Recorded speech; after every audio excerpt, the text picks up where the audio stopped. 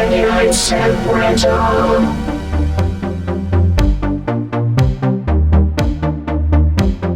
This is 99 Cent Rental. I'm your host, Brian White, and I'm joined, as always, by my co-host, Dave White. Hey, Dave, how you doing? Oh, hello. All right. You know, last night went out to the cinema, the picture show, as you call them. Oh, what'd you see? Went to see Black Christmas. Oh, yeah. It was pretty good time.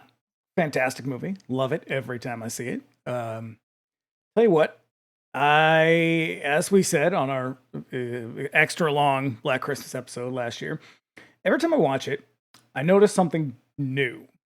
And this time around, I noticed that, you know, the part where they're sitting at the table and like Barb kind of freaks out because she thinks everyone's blaming her. I noticed for the first time she's reading a porn magazine. Yeah. I had never noticed that before.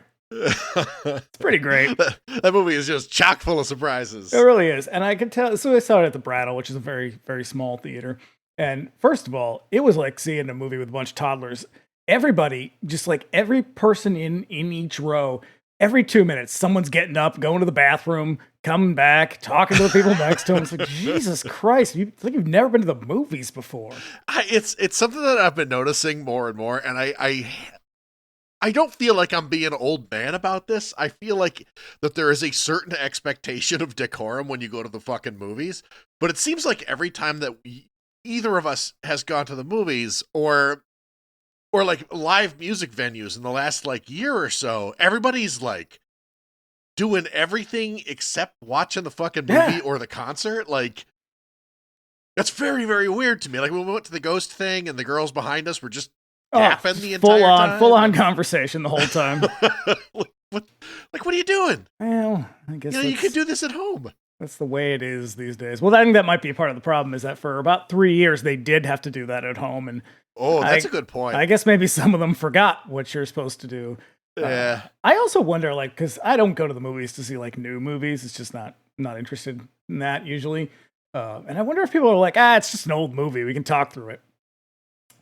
But you could tell there were a lot of people that this was the first time they had seen it, which was really great because like you could see people reacting to some of the lines because, you know, again, we talked about it a long time last year, and it is a pretty aggressive movie at certain points. Like there is dialogue in it that you just do not expect from something that is at this point 50 years old.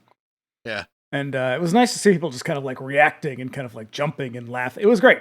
Good time. That's cool. Yeah, I saw Evil Dead 2 there a really long time ago, and it was fucking crazy because there were certainly people like, I mean, that's a, you know, fucking gigantic favorite. Everybody enjoys that movie quite a bit. But like there were certain parts where the whole place just went fucking insane, like the groovy line and stuff like that. Like seeing a movie like that in a crowd of people who are definitely feeling it, is a really great experience. It does make me kind of miss going to the movies for certain things, but it's a very rare experience when you go and it's like it is as it should be. Whereas like when I went and saw when they first did that first American Godzilla movie, not the one in the 90s, but you know, the one from a while ago, there were like people showing up with like their fucking phones out the whole time, and everybody, like literally everybody in the place had been hotboxing, and like there are people like pulling like cheesesteak subs out of their pants. That was what happened when we went to see -1 last year. It's just there's people like taking pictures of the screen. I'm like, what the fuck are you doing? It's right there. You don't have to take pictures of it. You can see it. It's right there. Fucking, it's weird, man. It's weird. I don't know what's happening, but every now and then, you know, the stars align and the experience of the movies is pretty good. Yeah, the Brattle. It's not a great theater, but it was better than my other options for seeing this, which were all at midnight. And, yeah. I am middle-aged, and I'm not going to the movies at midnight. I'm not going to the movies at midnight, man. That's a child's game right there. Yeah, I don't have that in me anymore. No, that's a lot. That's too much to ask of me, at least. Though y'all who like going to midnight movies, God bless you. Oh yeah, fuck yeah. Yourself. I can't do it, but I'm glad someone's out there doing it. Yeah. And so it's hard to explain to someone who never had the experience what a trip to the video store was like back in the day. Shelves were choked with absolutely bizarre crap made on tiny budgets, completely divorced from any recognizable reality, and it was the best. We intend to talk about every one of them.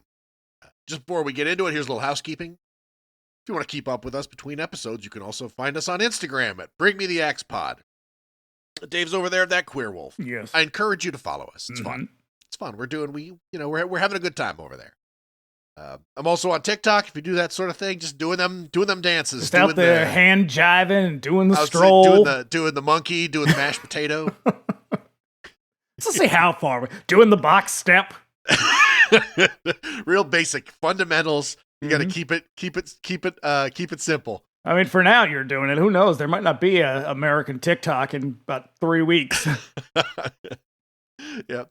Look us up by name over there. And if you don't know, we have another show called Bring Me the Axe. Our latest episode covering Friday the 13th Part 3 is out now. And we'll be back next week with a look at Christmas Evil. Cap off our whole holiday season before the big 2025 horror movie rundown. Christmas. You can also contact us directly at 99centrentalpod@gmail.com with any questions, comments, or suggestions. Do let us know if there's a cheesy movie that you love and would like to hear us give us the business. And if you would like to support us on Patreon, you can look us up over there at patreon.com/bringmetheaxepod. There's a couple of tiers you can join there. Subscribers at the $5 a month tier can look forward to our bi-weekly X-Files rewatch pod, Do You Think I'm Spooky? As well as my bi-weekly DJ radio show, Radio Free Haddonfield, with the weeks of Do You Think I'm Spooky's off. And starting January 1, once a month, we're doing Bring Me the Axe Millennium Edition, where we'll be talking about modern horror movies, which is something that we don't do terribly often. Yep. Once again, that's patreon.com/bringmetheaxepod. And lastly, if you like what you hear, you can subscribe to us wherever you get your podcasts. We're on YouTube now. Search us by name and subscribe if you prefer to consume your podcast that way. And you'd be doing us a favor by leaving us a 5-star review on Apple Podcasts and Spotify. So please throw us a bone this holiday season. I need it. I need validation. It's been a rough year for everybody. Just dig deep. Reach deep down inside and just find that 5-star review. Costs you nothing. It helps us out a lot. And if you listen on YouTube, do us a favor, give the episode a like and leave a comment. We love hearing from you guys. And if you dislike it, you thumbs down the episode, at least leave a comment and explain yourself. Don't explain I don't give a goddamn crap. I do, what because you do. That shit ought to be constructive. If you're gonna thumbs down the shit, at least have a goddamn reason and let me know so I can improve. You are asking the internet for a reason. you fool. I don't know. The Friday the 13th episode got one of them thumbs down, and I was like, "What the fuck did we do in that one?" Oh, I don't know. I probably said something too woke. Like women shouldn't be abused in the real world or something stupid like that. Or like don't shoot healthcare CEOs. Yeah. Sorry, everybody. Sorry for my hot takes. Thumbs down. I'm very pro murder. All right, I just want to get all that way out of the way right at the top of the show, because here's a little treat. Here's a taste of what we're talking about. Steven Spielberg presents Gremlins. Billy Pelser has a nice home. Billy, is that you? Yeah, Mom, it's me. A nice job. A nice girl. If you're not doing anything this Thursday night, maybe you'd like to go out on a date with me? I'd love to. And loving parents who are about to give him... You're gonna like this. No, don't shake it. We're gonna have to open it now. It won't wait till Christmas. The most unusual gift he ever got. What is it? No. It's your new pet. Come on, Barney, be a good dog. My dad gave it to me. But there are a few things to keep in mind. If you expose it to the light, you may hurt it. If you get it wet, it will multiply. All that from water? They got wet? Yeah, plain water. And most important, no matter how much they beg, never let them eat after midnight. Because when they do, they change.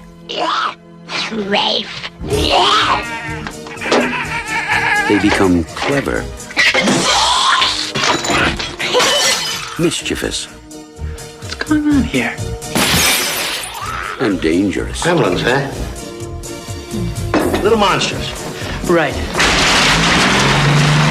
Hundreds of them. Well, I don't know, maybe thousands. They've been here too. Billy, what are these things? Where do they come from? Look, I know it sounds crazy, I know. But in a few hours, you're gonna have a major disaster on your hands.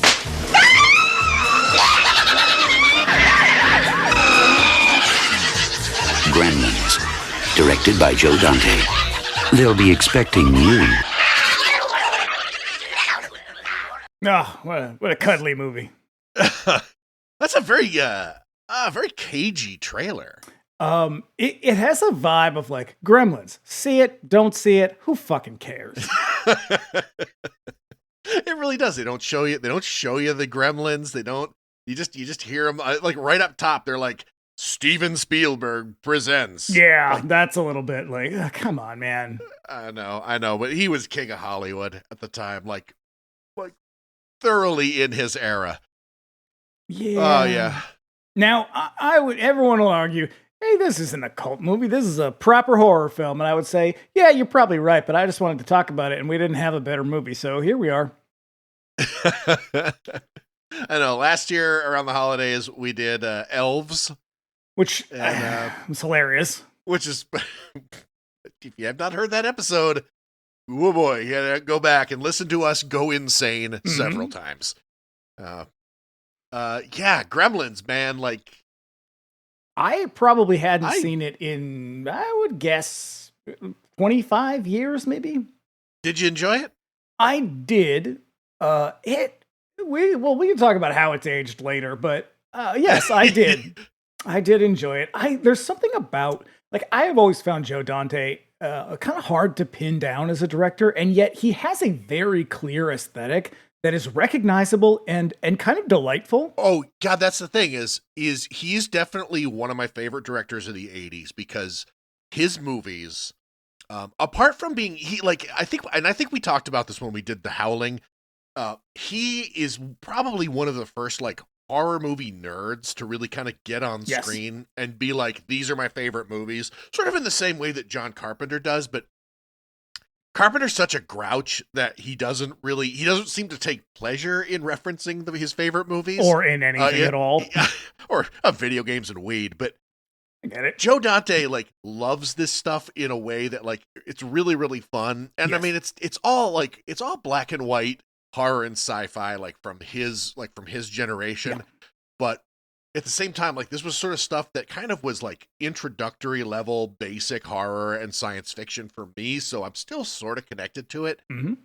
But when he makes these movies, it's not just that he's like referencing his favorite stuff and having fun. All of his stuff has this like cartoonish, like Loony Tunes quality about it. But it's all indescribable. It's really hard to explain what his style is, but you know it when you see it. When you see, exactly, it's immediately recognizable. Like when you're watching a Joe Dante movie or like an episode of television or something, like you're like, oh shit, Joe Dante did this one. Mm-hmm. Because like a fucking piano will fall on somebody and like then their teeth are the piano keys or something like that. Or like it's very, very silly. It's got everything he does has a weird sort of ghoulishness about it. Mm-hmm. Yeah, I love it. Like but like at the same time, like very few of his movies have that sort of similarity thematically. Like every movie he makes is different from the last one, but there is something about the vibe that is very Joe Dante. They are unserious. That's what it is. Yeah. Like The Howling is a pretty straightforward werewolf movie. It's grimy at certain points. It's violent, and yet it's still kind of silly. Yeah. Like it's got a goofiness to it. So does this. Obviously Matinee definitely does. Piranha is one of my favorite movies. Oh, Piranha. Yeah. That's great. Yeah. The Burbs is probably my favorite one of his. I can't stand Tom Hanks. He's so good in it though. I know, but I still can't get past him. What's wrong with Tom Hanks? I don't know. Something about him just bugs the shit out of me. No kidding. Even like during his like comedy era, like his Joe versus the Volcano era, or like no, like the 80s. or like Tom Bosom Hanks, Buddies. when he did like comedies and shit. Like not after like once the 90s rolled around and he was like, I'm done being funny. I'm gonna be serious. Kind of like how like Robin Williams had the Sims sort of thing where he was like, I'm done being silly. I'm gonna make serious movies now. I mean, maybe I like him a little bit more in the 80s, but I still find there's just something about it that are just like, I don't know, there's some kind of sticky about you that I don't like. Nope. I like a Tom Hanks movie in the 80s. I like The Burbs and Dragnet. I'll tell you what I do like him in is that what was that Dungeons and Dragons movie he was in? That's great. Mazes and Monsters. Yep. Perfect. So good. Yeah. So let's run it down. Let's get some facts going here, shall we? So the year was 1984. 1984. Year of our Lord. So here were some other movies. I'm going to talk about the movies of 1984 because shit was crazy. Well, I'm going to say this before you even get into that. 1984 is the year that the 80s became the 80s. I had the same exact thought while I was kind of thinking about this. 84 is like such a strange, like I cannot think of another time in my life when popular culture came together in this sort of like weird singularity that it did in 1984. Cause like, it's like movies, TV and music all in this year went fucking crazy. It all feels very distinctly 80s. Like everything that came before it still sort of feels like the hangover of the 70s. But this year is nuts. So here's some other movies that were released in 84. Have you ever heard of Blame It on Rio? Yes. Why? Why have I? Because I have no idea why you might. This is a movie about two middle-aged men who fall in love with each other's teenage daughter while on vacation in Brazil. Okay, that sounds criminal. Yep. Yeah. Really, really gross. That's got Michael Caine in it and somebody else I can't remember. Yeah, that sounds right. Yeah. Michael Caine. Supergirl was also released that year. Oh boy.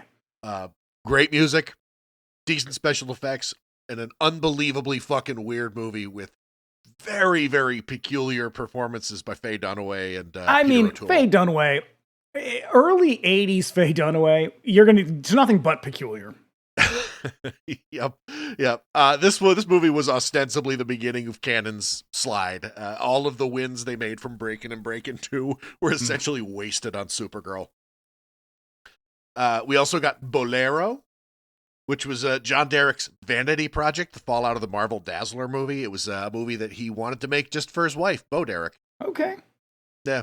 Apparently it's fucking terrible. I'm sure. Well, I can't think of a movie Bo Derek was in that was not terrible. Speaking of terrible, Rats, Night of Terror was released in 1984. Yeah. Noche de Terror. No thanks. Yep. No, that movie is hot garbage. Oh. Yeah. And we're closing it out. 1984, Meatballs 2. Which, interestingly enough, written by the screenwriters who wrote Friday the 13th Part 3. Yeah. And 4, right? Yeah, and 4. Yep. Oh, also Ghostbusters came out in 1984. Well, I was going to say, let's talk about it. 1984, the year in movies. So here are just some notable movies that came out that year. Ghostbusters, Indiana Jones and the Temple of Doom, this movie, Karate Kid, Footloose, Police Academy, Beverly Hills Cop, Splash, Purple Rain, Revenge of the Nerds, Breakin' and Breakin' 2, Red Dawn, The Terminator, Friday the 13th, The Final Chapter, Muppets Take Manhattan, Scarface, 16 Candles, Never-Ending Story, Night of the Comet, Children of the Corn, A Nightmare on Elm Street, Buckaroo Banzai, Across the Eighth Dimension, Chud, This is Spinal Tap, Silent Night, Deadly Night, A Christmas Story, and Repo Man. People were working hard that year. What the fuck? That was a crazy hot year for movies. It was sort of like everyone was just like, man, what if we never get to make a movie again? What if this is the last year for movies? And after this, it's just TV all the way down. I know. Also, the network premiere of Miami Vice came out that year. Mm-hmm. The Purple Rain album, Cyndi Lauper, She's So Unusual. Mm-hmm. That's the one I always think of when I think of 84, is She's So Unusual. Yeah, good God, man. What a fucking year. Also, Thriller is still kicking ass. Well, because Thriller didn't actually pick up until about 83, 84. Uh-huh. Because, MTV be racist. Crazy ass year, man. So, cast and crew. As we mentioned, the director is Joe Dante, one of our favorites. As mentioned in our episode about The Howling, go back and listen to that one. It's a pretty good one. Joe, a graduate from the Roger Corman School of Film Production, fell in good with Spielberg after The Howling, went on to make a segment called It's a Good Life. In the Most Twilight Zone notably, movie. he made the segment in which someone did not get murdered. That's right. There's 4 of them, and 3 of them don't mention, don't 3 actually of them result in didn't actual result death. in anyone's death. Yep, nobody got their head actually chopped off in Joe Dante's section. No, he just didn't. He did. It's a Good Life, the Billy Mummy episode, right? Yes, yeah. I remember that is the first movie that scared the shit out of me. The girl with no mouth. Yep. That scene freaked me the fuck out. Still makes me a little uncomfortable. We saw it on TV, and it looks like shit now because I've seen it since then. But like, we saw it on TV, and I remember like hiding behind the couch. Yeah. Yeah, for sure. Let's see. Given his talent for mixing comedy with horror, it made him a perfect match for Spielberg's vision of Looney Tunes, Gremlin, Mayhem, and Chris Columbus's script. So here we are. Chris Columbus had a pretty good decade. And honestly, I cannot think of anybody else who would have been like a perfect match for this movie. Like this movie was written for a guy like Joe Dante. Which is weird because he's not a big fan of it. Which I know, like he's quoted as saying, "I don't understand why it's successful." I think he just didn't really get it at the time. I suppose. Like, and I think you can sort of see that too. Like, you can see this movie, I think, started out as something very different. And because of a lot of studio interference, or at least notes, it got morphed into something studio else. interference and Steven Spielberg being Steven Spielberg. Yeah. And I think was that's probably very hard for him. Yeah. And that is why he understood what they were going to do.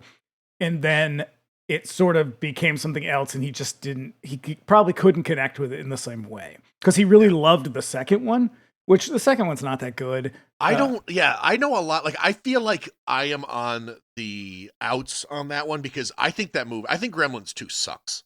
I haven't seen that in probably more than 25 years. I watched it last year because I realized I hadn't seen it probably since it came out.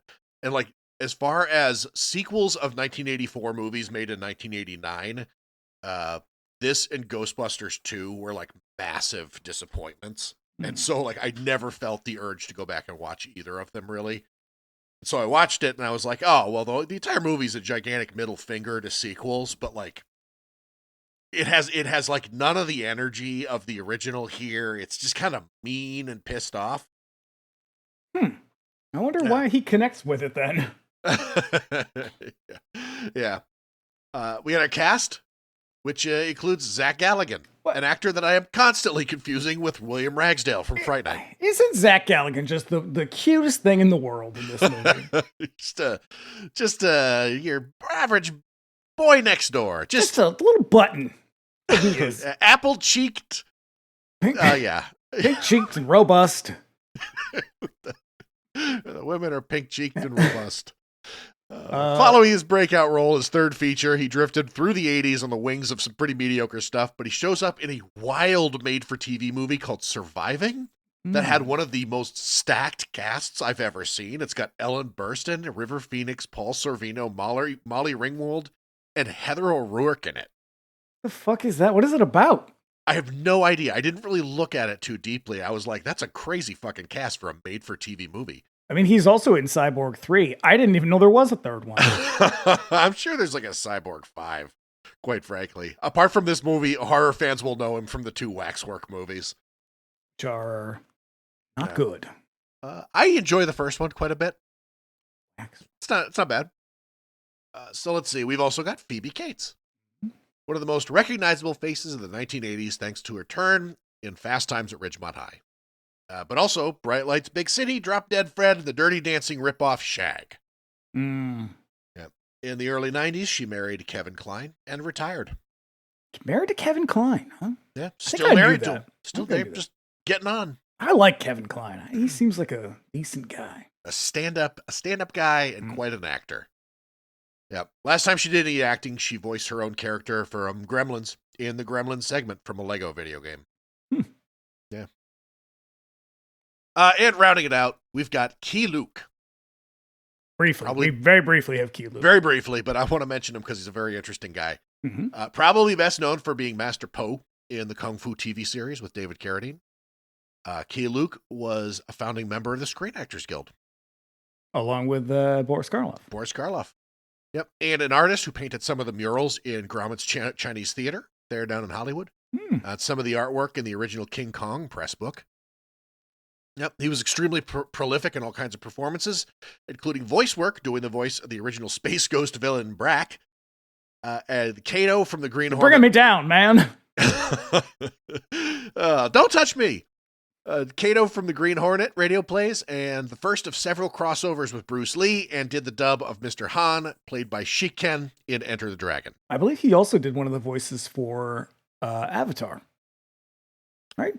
Yeah. Until he died. Yes. Because he died Yeah. a couple, 10 years ago? No. He died in 1991, so not Avatar. Okay. No. But also, like this is also a pretty fun cast. We've got Hoyt Axton, who is apparently ad-libbing most of his lines, and he is really, really good. Which is weird because he's not really an actor. I mean, he was in a bunch of shit, but he was a singer. He was a singer. Yeah, he wrote for like Three Dog Night and shit. Mm-hmm. Yep. Howie Mandel did the voice of Gizmo, the Mogwai. And one of the most interesting voice actors in Hollywood, Frank Welker, did the voice of Stripe and the other Gremlins. So, but he wasn't alone. So Frank Welker did most of. Oh, right. But that also stuff? Michael Winslow, the sound effects guy for Police Academy, did some.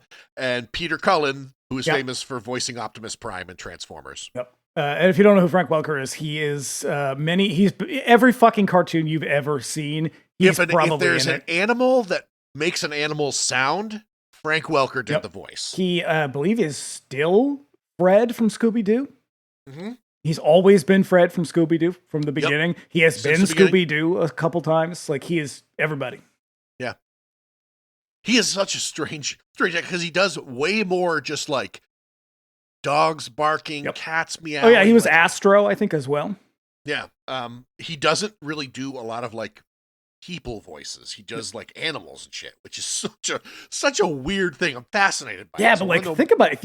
If you get known for a thing, and then like everyone's like, get that fucking guy who does all the dog voices. Get Scooby-Doo. Yes, exactly. That's why I want to know more about Frank Welker. Oh, Jim Cumming is another one of the guys who Jim Cumming did. He was Winnie the Pooh for most of Winnie the Pooh's animated life. All right. Yeah. Crazy. Mhm. It's a weird ass voice Tell you, cast. Tell you who else worked on this movie. The guy who got the fucking memo, Jerry Goldsmith.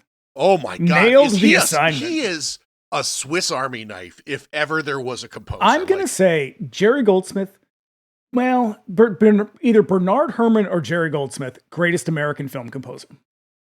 That's a tough I would that's a say tough Jerry call. Goldsmith only because he's so diverse. Exactly. Because like I think of Jerry Goldsmith, like usually the first score that jumps to mind is Alien for me, because it is such an intense, menacing piece. This is like 5 years later and is about as far away from Alien as you can get. Yeah. The guy just could do it. Like, I mean, the thing was Chinatown, Planet of the Apes. And it's really hard to sort of, he's not exactly like recognizable in the way that like a Bernard Herrmann or a John Williams is. It's just when you see his name on screen, you're like, oh shit, that makes sense. I think he understands music in movies. It's you know how some people just sort of like, that is the way they see the world.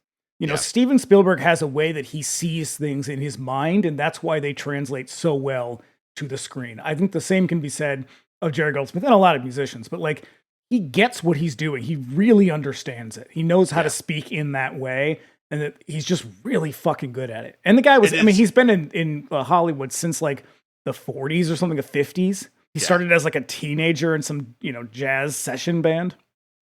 This one might be one of my favorites because the theme from Gremlins is one of my favorite. It nails the tone of the movie so firmly that I can hardly believe it, because it's like, it's compelling, it's very, very memorable, and it feels thematically on point. Like it's a little cartoony, it's very silly, but it's also like in a minor key, so it's got this kind of nastiness about it. Yeah. It's so cool. It's perfect. It's a fucking perfect. It is what you would call madcap. Exactly. Yeah. So the origin of the gremlin myth starts in the 1920s, as English RAF pilots and mechanics would jokingly blame equipment malfunctions on them.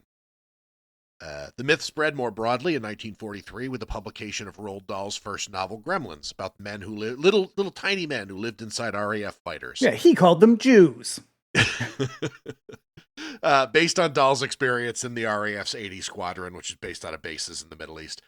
A gremlin appears as the monster on the wing in the 1963 Twilight Zone episode Nightmare at 20,000 Feet, which is one of my favorites, starring William Shatner, directed by Richard Donner. Really? Yes. Yeah. It was adapted again in the Twilight Zone movie, which, as we mentioned, I believe Joe Jerry Dante, Goldsmith did the music for that episode. He did as well. In the Twilight Zone. In the episode, the show. I think he did it he did the whole movie, but I think he did the episode music as well. Ooh, I'd have to check that, but you're probably right. Yep. But Twilight Zone movie, as we said, Joe Dante worked on it. George Miller was the one who directed the Nightmare at 20,000 Feet new version with John Lithgow. Really? Yep. George Miller. I didn't know he was. And he was so upset about that accident that killed Vic Morrow and those children that he fucking walked off the job, and Joe Dante had to finish editing his segment of the movie. I mean, I get it. So do I. Like, yep. It was one tragedy compounded by a lot of other bullshit. Right. This movie was the result of a spec script that Chris Columbus wrote. Yep, noted explorer, hero of Italy. Yep, Italians do. Wait a minute, we're talking about the same guy, right? The guy who wrote yes. Home Alone and discovered Puerto Rico. And sailed the ocean blue in 1492. He also wrote The Goonies and Home Alone. The idea sat around with no intention of ever being made until Steven Spielberg turned it up and brought it to Warner Brothers. This was during the height of Spielberg's power following E.T. His original pick for director was Tim Burton. Yeah, but he was worried Tim Burton didn't have any experience. Nah, because all he had done was Frankenweenie at the time. And I don't really want to see. I'm not a big Tim Burton person. There's some movies I think he's done that I like, but I think Joe Dante was the perfect guy for this. I don't want to see Tim Burton's version of this. No. Given how Pee-wee's Big Adventure shakes out, I think he had a potential. Like, because before he fucking fell into a rut, deeply silly. Yeah. I was also thinking that Steven Spielberg was the perfect director for the 1980s. Just like the way that he sort of like his movies bring together this excitement and the adventure of like science fiction and I guess adventure movies from like the 40s and 50s. And yet there's this constant nod to like American simplicity and of the past in small towns. And it's like for a country that was having like a real identity crisis at the moment, he was like the fucking guy for you. Because he'd be like, hey, remember when everything was simple?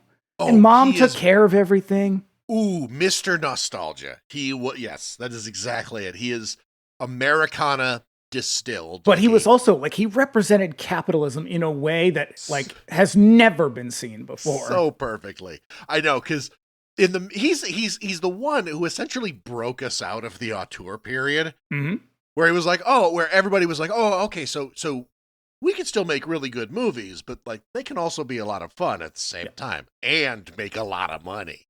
Yeah.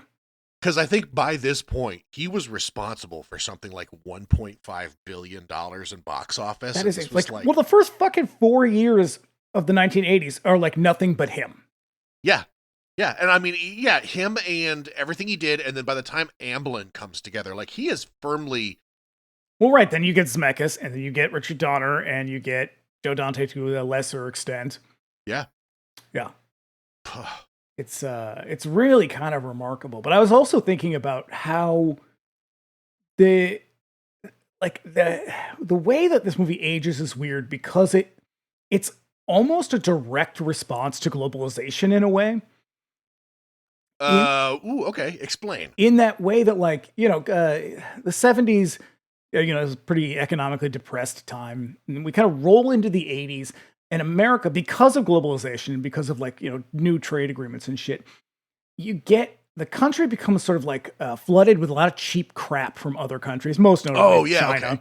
Okay. But also there becomes this like significant market competition for, usually in like technology and the auto industry are probably the biggest ones. Oh yeah, right. Because the Japan's automotive industry is in full swing by this point in 1984, and also like the consumer electronics from Japan are also everywhere. And so on top of that, you get jobs being outsourced to other countries, most notably Mexico and China and Japan, India. And at the same time, there's this sort of downturn in this country where America's all of a sudden being outpaced by everybody. Yeah. Yeah. And there's like there's some notes in here in this movie which seem to acknowledge that. Well, that's the weird thing, is that it does, like, so mostly in the character of Mr. Futterman, the Dick Miller character, he sort of embodies that anti-Asian sentiment, which is a thing that doesn't get talked about a lot in historical, like kind of pop history. But throughout the 1980s, there was a big wave of anti-Asian sentiment, to the point that like people were getting murdered casually. And it had a lot to do with like Japanese cars and Chinese cars and Korean as well. And so that's like a big piece of that is in this movie, while they also really engage in a lot of weird Orientalism and like strange stereotypes that's like really dated. Yeah, the Chinatown stuff and the stuff involving Mr. Wing. Yeah, that's all a direct reference, basically, to old adventure movies. Yeah, well, that's what I'm saying about Steven Spielberg. And like comic books and stuff like that. Like that is firmly, because this is not the last time you see it. I mean, like they're doing that in like Blade Runner and. Well, that's the thing. Like you get that, but it also, and so it is a nod. That's why I'm saying it's strange that like they acknowledge it, but also engage in it at the same time in this weird sort of obliviousness, because there is this undercurrent of like ancient cultures are the stewards and protectors of nature. And, the Americans come in and they just ruin everything. And it's like, Jesus Christ, man, they're a modern people, right? You were just bitching about it 5 minutes ago about how they're too modern. I know. But also there's a little bit of class consciousness in here. Oh, hell yeah. Yeah. But that was the thing. It's like you always, typically when it comes to that type of thing of like valorizing an ancient wise people, that usually gets pinned on what would typically be called the white man's Indian, which is like a kind of approximation of native people and cultures. Oh, sure. Yeah, this movie does a little bit of that, like that noble savage thing, but also there's a bit of Yellow Peril as well. Yeah. Like at the same time. It's really strange.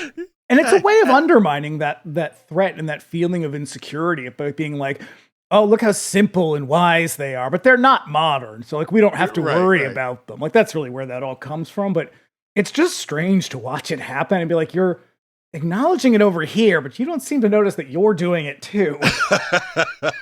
In summary, Gremlins is a land of contrasts. It really is. And there's like a real heavy-handed kind of sort of climate change, climate destruction, environmentalist thing happening in this. That's like, we get beat over the head with it, but not in a way that makes any sense. This is a movie that this movie went through a lot of script rewrites. You can tell on its way to production, and you can tell in that it feels like every iteration of the script had a different had a different sort of message behind it. And when they finally got to a shooting script, it was this sort of like soup that had a little bit of everything left over in it. Yeah. And while it doesn't necessarily detract from it, it's a little distracting in parts. Well, because you're just sort of like, what is that? I recognize that ingredient, but I can't place it. And I bet that's probably why Joe Dante really doesn't, like, he was sort of like, I don't know what to do with this movie. Like, it's gone through so many changes. Again, Go back and listen to our Poltergeist episode, because it's the same thing where Steven Spielberg was probably meddling in the sort of script in the same way that he did with Poltergeist. So we've got Joe Dante probably came in and had a thing where he was like, oh shit, I'm going to make a gigantic Looney Tunes cartoon out of this. Christopher Columbus had his original sort of script ideas. Spielberg had his ideas. The studio had their ideas. And so like in the end, it's a coherent movie that really sort of that sticks the landing.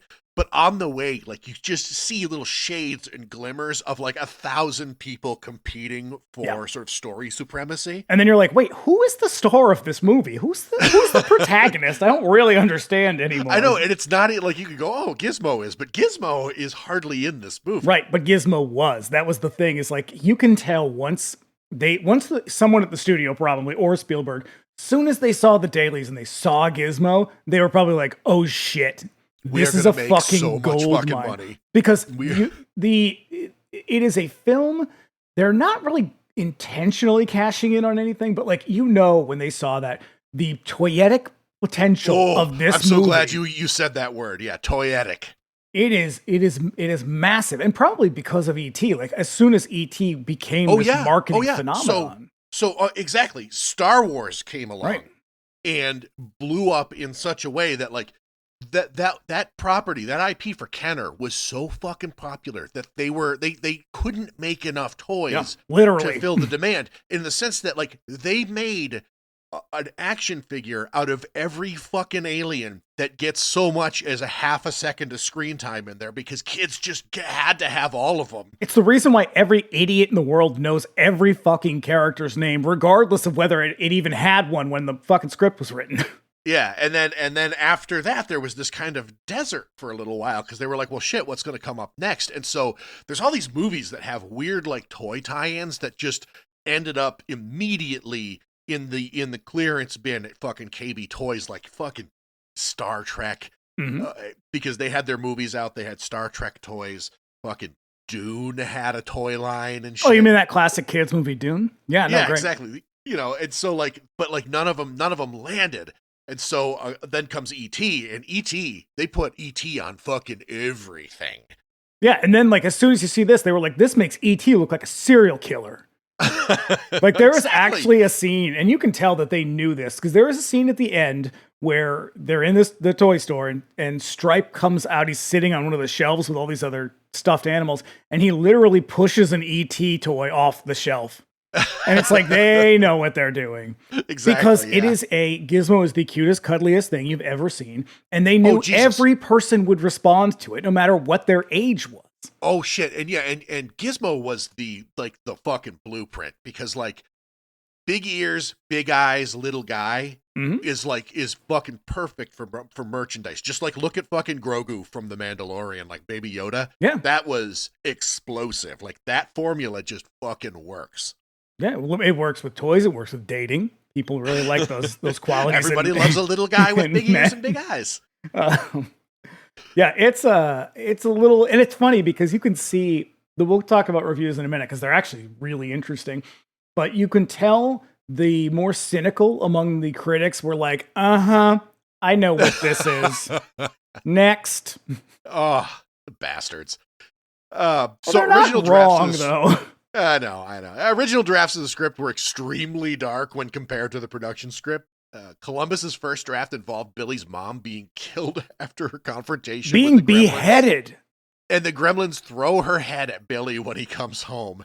Another involved Gremlins eating Billy's dog, which I think why the dog disappears from the movie at a certain point. They end up instead. I think they they tie him up in the lights. Yeah. I think they probably like hung him in the lights and then did whatever. But like I'm guessing that they were like, okay, well he's not really in the script anymore, and he just kind of pops back in and out. But the funny thing is Joe Dante said whenever he didn't know what to do, like with the where to point the camera, he's like, I could always point it at the dog because the dog was always doing something funny. Like he just had this way of conveying like some kind of emotion. I got to give it to him. That dog looks like a fucking Muppet. Like, he said, is Dante said that the perfect. dog was the best character, like the best person to work with on the set. He was like, that dog knew how to do, just knew what to do, knew how to react, knew what people wanted it to do. And it did it every single time. And he was like, I knew I could always rely on the dog. I just cut to him and he'd like make a face that was hilarious. Oh, that's yeah. And, That's and in fucking my great. head, I was thinking, wow, man, you're the director. You're supposed to always know where the camera's going. That's your job. So let's see. Another version involved the Gremlins invading a McDonald's and eating everybody inside. Yeah, I want that one too. Which, if I'm being honest, sounds awesome. Yep.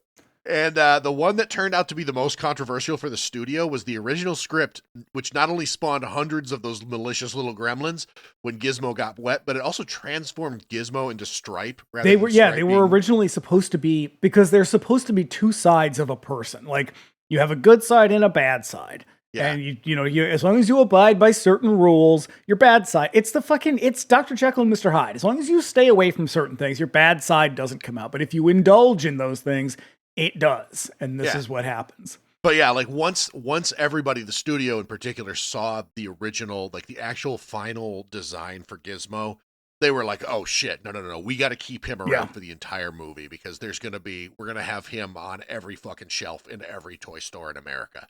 And which is strange because the character that's on the posters, the one sheets for it, is Stripe. I think they were real cagey about revealing what Gizmo looked like. Because sure. Yeah. Again, it's like that. It is like, go back to The Mandalorian, like the end of the very first episode when they reveal the only episode I've ever seen. So. When they reveal the Grogu character, like when everybody and that's saw it, Baby Yoda. Me, yeah, Baby Yoda. When we all saw it, everybody was like, shut the fuck up. Get out of here. This is amazing. This is the coolest thing I've ever seen. And goddamn it, isn't he cute? Except me. So I was like, I want regular Yoda. Where's old Yoda? How could you reject Where's that Mel Brooks as Yoda? That's yogurt, first of all. How could you reject that sweet little baby Yoda? I admit it is a cute character. I've only seen the one episode because I don't give a good goddamn about Star Wars, but I gotta tell you, he'll win you over. Yeah, maybe. He'll melt that heart of yours. And at this point, I'm like, God, fuck you, Disney. Get out of my life. Yep.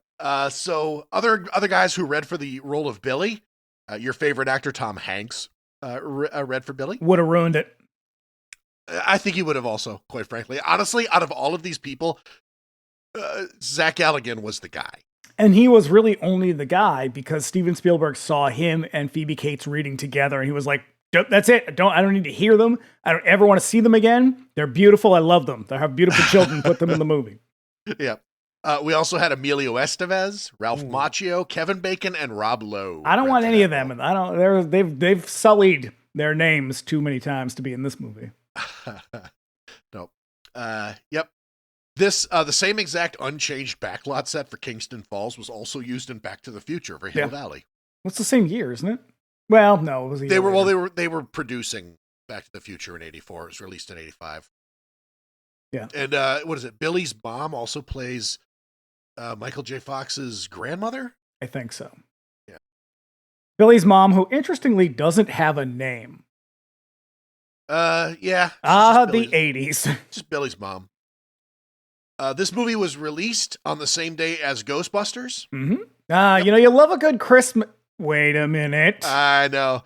Yep. Released on the same day as Ghostbusters and Streets of Fire. Nice.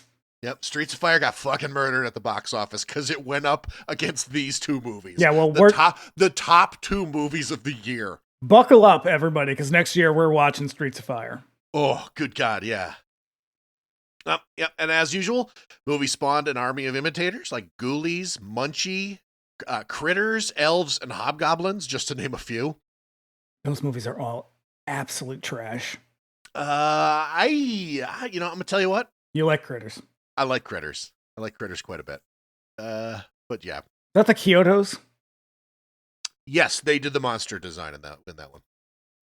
So, and now this movie and Indiana Jones and the Temple of Doom, both Spielberg projects, were the reason that we got the PG-13 rating. Yep. Yeah, and people were real passionate about that. Like, I was digging through some old papers, and anytime that Gremlins gets referenced, it was usually with regard to the need for a new rating system because people were so upset about it. Which is weird because honestly, even it's a dark movie in a way that's hard to explain. I think that's what it is. Is thematically it's very dark, but as far as the violence goes, like it's just puppet mayhem. But it's scary, and that's the thing that you can't like. You can say, "Well, there's nudity in this," or "There's like in Indiana Jones, there's violence in that." I mean, a guy rips out another guy's heart, and so like you can point to all those things. In this, you can't really point to it. You can say there's something about it that frightens children. Yeah, and it's the fact that it's menace. It's the Santa Claus story. Oh yeah, people were really upset about that too. When I was on, let's see, the very first time that I was on word of mouth on New Hampshire Public Radio, they had me do a list. They were like, give us like five horror movies that you could show your kids and not feel bad about. And I was like, oh, okay. Well, Gremlins was one of them. You're like, Gremlins, Silence of the Lambs, Elves. So I was like, Gremlin. I can't remember what the rest of them were. Quatermass in the Pit was one of the other ones. Because that's what kids want. But I said Gremlins, and then I got an email because of course I was there and I was promoting the website at the time, and I got an email from an angry listener who was like, I how dare you? That movie has the story about how there's no Santa Claus in it. And I was like, no, that movie has a story that implies there's no Santa Claus. Internally, I'm like, fuck you. What are you doing emailing me? How dare you? Oh, yeah. And now you're like, I want justification from the internet. This was like pre-internet. And people are still sending you dumbass emails. Yeah, yeah. Tell me why you don't like my podcast before you give it a thumbs down. Validate me, bitches. Uh-huh. Yeah, no, so The Flamingo Kid, which is a Matt Dillon rom-com, was the first movie to receive the PG-13 rating, but Red Dawn was the first PG-13 movie to be released. I wrote a punk rock song when I was in a punk rock band about Red Dawn. Yeah, you did. Pretty good. Yeah. So it was actually one of two Patrick Swayze songs we wrote. What was the other Patrick Swayze? Oh, it was called Cancer Dancer. I regret it now.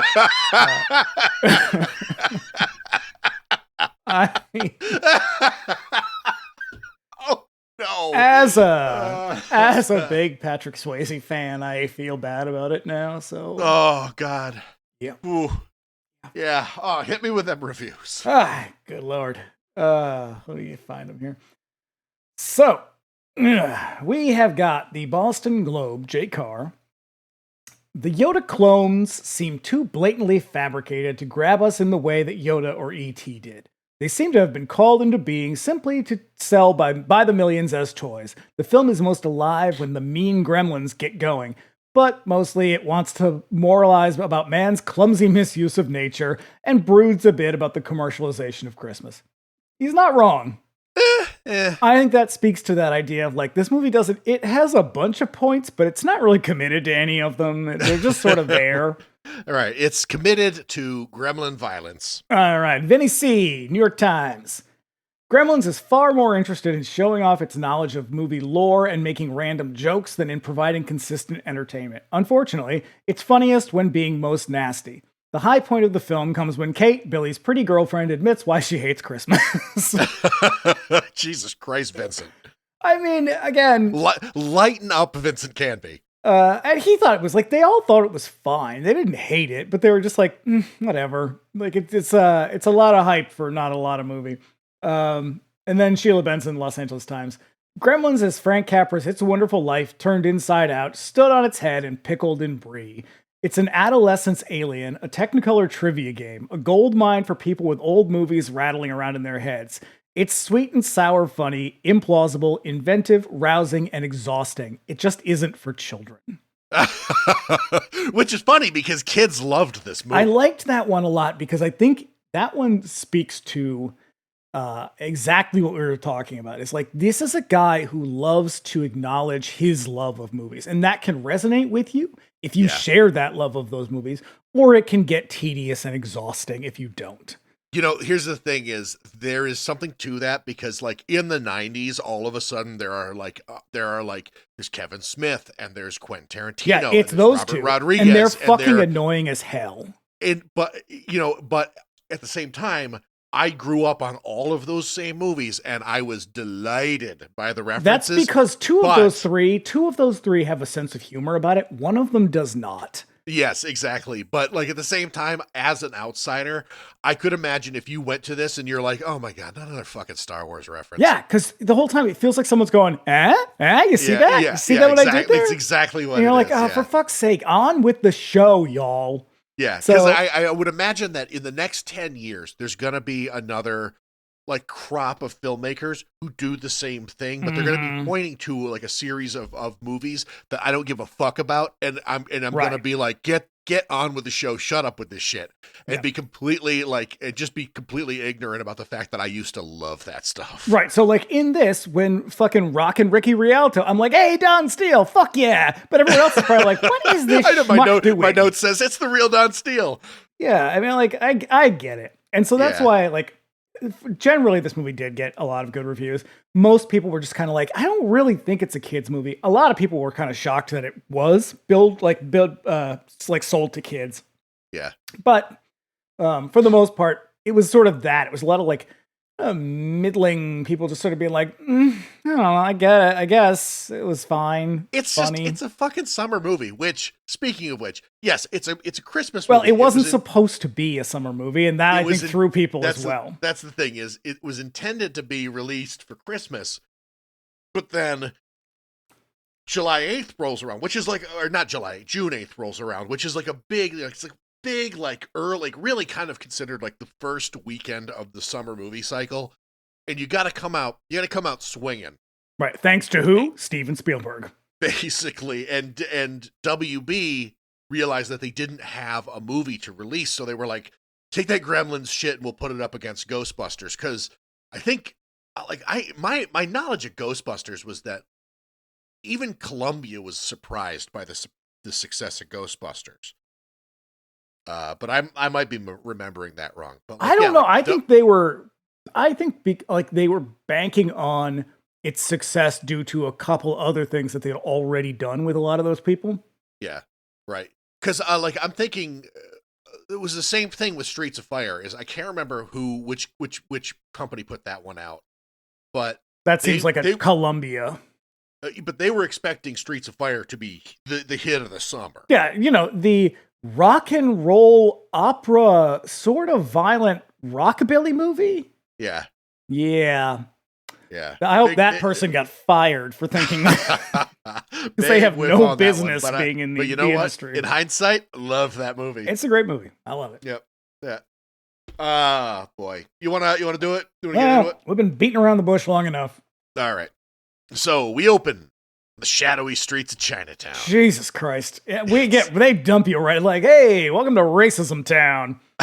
Right? Streets are bathed in neon and choked with people. This is shot on a back. The whole movie is shot on this movie is Backlot City. And I think this is Warner Brothers. This was in Burbank.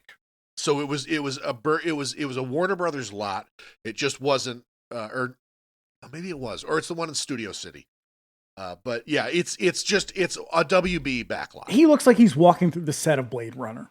He does. Yeah, it's like dingy. There's like steam everywhere. There's people constantly. They're like walking through the streets. It's like cars and bikes are riding. Which sort of, again, I think points to that, like, don't worry, Americans. See how terrible it is in their country.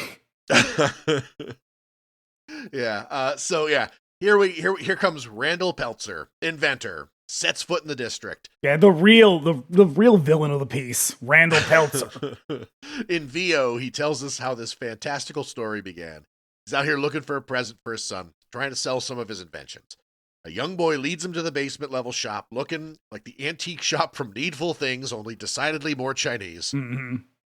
Its proprietor, Mr. Wing, a hoary old Chinese man, smokes a pipe as Randall looks. He smokes a long, one of those like long pipes, long Chinese pipe. He's got a big old long beard. And Key Luke was 80 years old when they filmed this movie. And they had to age him up because he looks so good.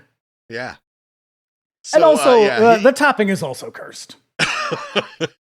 Let's just get it out of the way. Comes with a free Frogurt. I'm so glad we got to do that one. So Randall pitches his invention, the invention of the century, the bathroom buddy. It's a sort of Swiss Army device for hygiene. He's occasionally distracted by the chattering of some unseen creature in the background. And listen, they really, really lean into the Chinese stereotypes at this point. Like once he finishes his pitch for the bathroom buddy, which looks like a walkie-talkie, like it is the most implausible. That's the thing, is all of his inventions fucking suck. In no way is this device. Yeah, he is a danger. Convenient. He's a danger to his family. He's a danger to everyone in that goddamn town, it turns out. He's a terrible person. But like, did you ever watch Arrested Development? Do Yes. you remember the running gag of the melon ball or the corn baller? Yes. All of his devices are like the fucking corn baller. Like you are a second away from burning yourself horribly. And he's also like this American ingenuity. Like he's out there selling his old products, his fucking dumbass products. But the thing is he is clearly a huckster. But that's what I think is there's that cynicism again, where it's like you're genuinely leaning into this whole idea of like American ingenuity, while also acknowledging that it's a hoax, basically. Yeah. Because as he demonstrates the device, it malfunctions spectacularly. And then when it does, they cut to Key Luke's face. He's got his long beard, his big pipe, and you literally hear a gong go off in the background. That's right. Like you may as well just stuck Long Duck Dong in the scene and be done with it. Like, oh yeah, I know. Boy, yeah, this stuff has not aged well. Was certainly horrible at its time. Oh my God. So when Randall goes to inspect the chattering, he lifts the cover up from a box containing a mogwai, a singing little guy that we don't see. He just that's what he wants. He just wants to perform for people. Yeah. Randall offers him $100 for it, but the shopkeeper insists that's not for sale. Mr. Wing explains that the mogwai requires a ton of responsibility. You can't sell it for any price. Just like the Earth. Sweet Mother Earth. And he says, this is exactly what I've been looking for my son. And my note says, a mogwai? Fantastical creature? A mogwai is exactly what you were looking for your son? I know. And the kid tells Randall to wait outside, and once he's out, he sells the mogwai for $200, tells him the rules. Goddamn white devil. I know. Which again, Guaylo is basically like devil person. And it's interesting. The grandson is interesting because obviously Key Luke's character, Mr. Wing, is like ancient Chinese secret, but the grandson, the kid is short round from fucking. Yeah, he's American basically. He has on like a New York Yankees or some kind of like American baseball team or basketball team or whatever.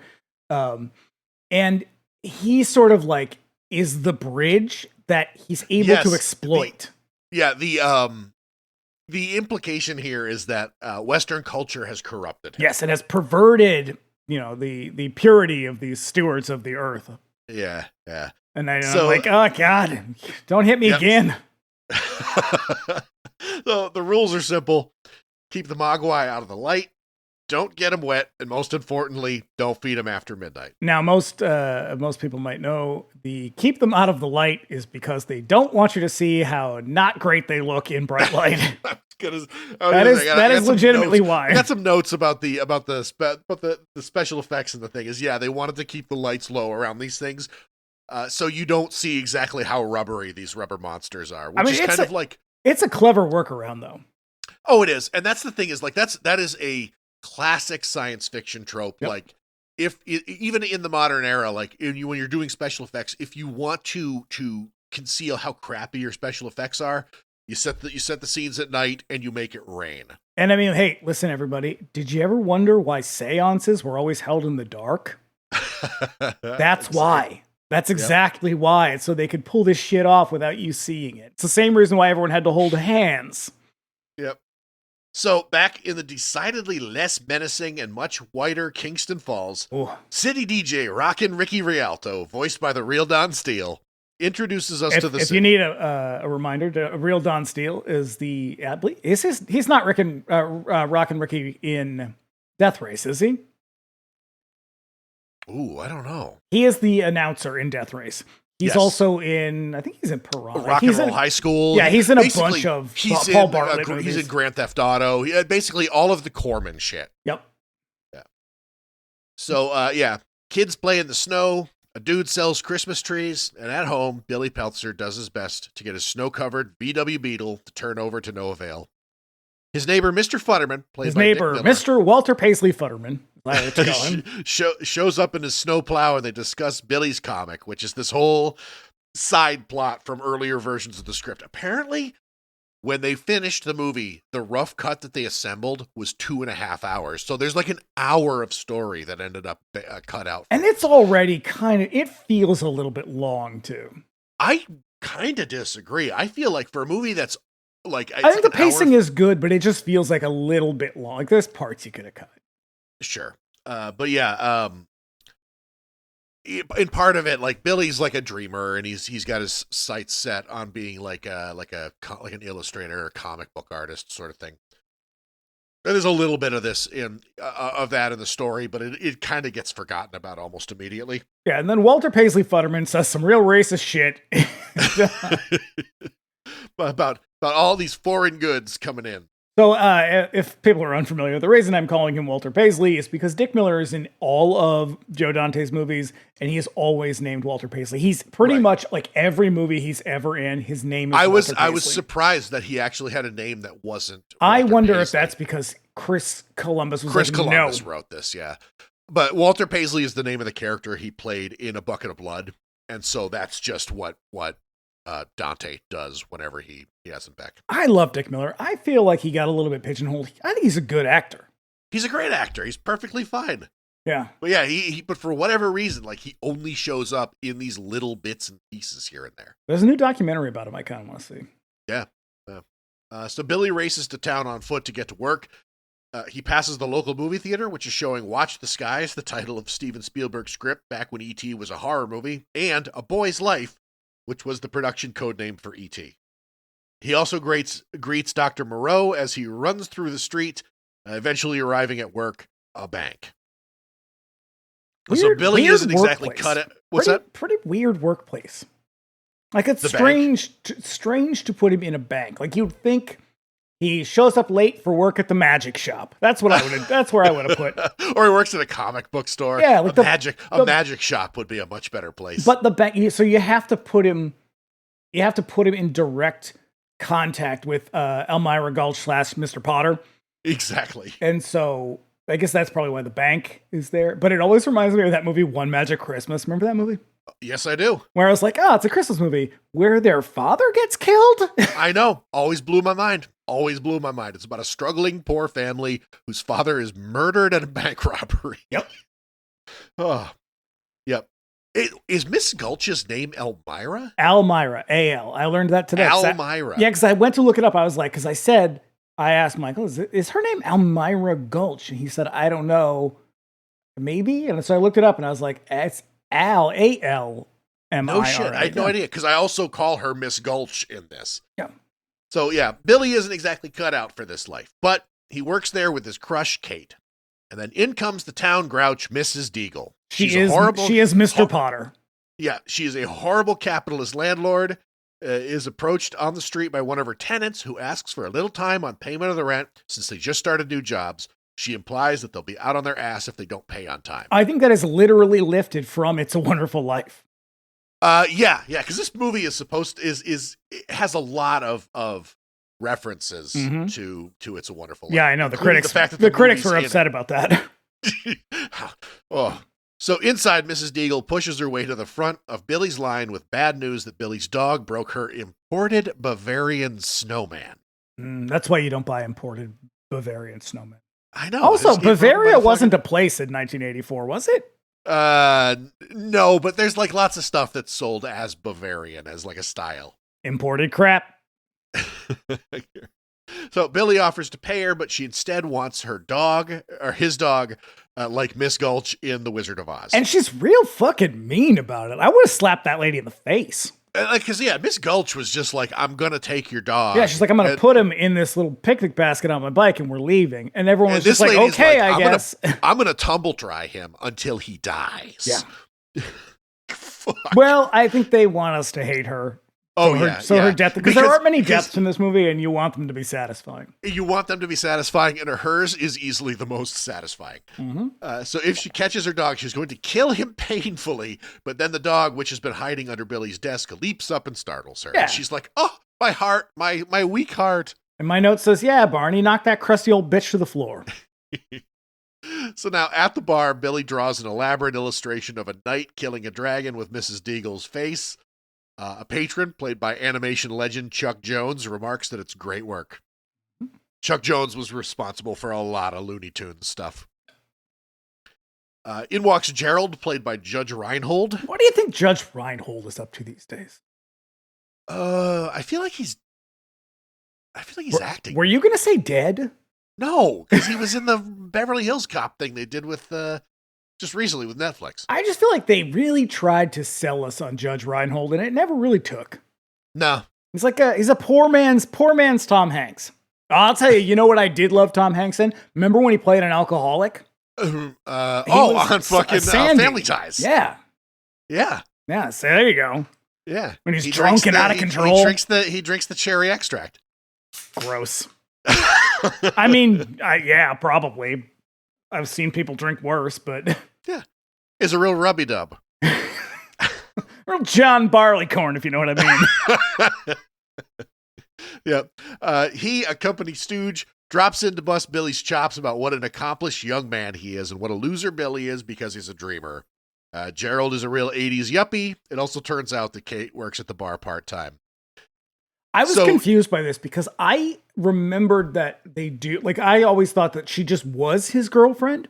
So I was like, why does he not know where she works? No.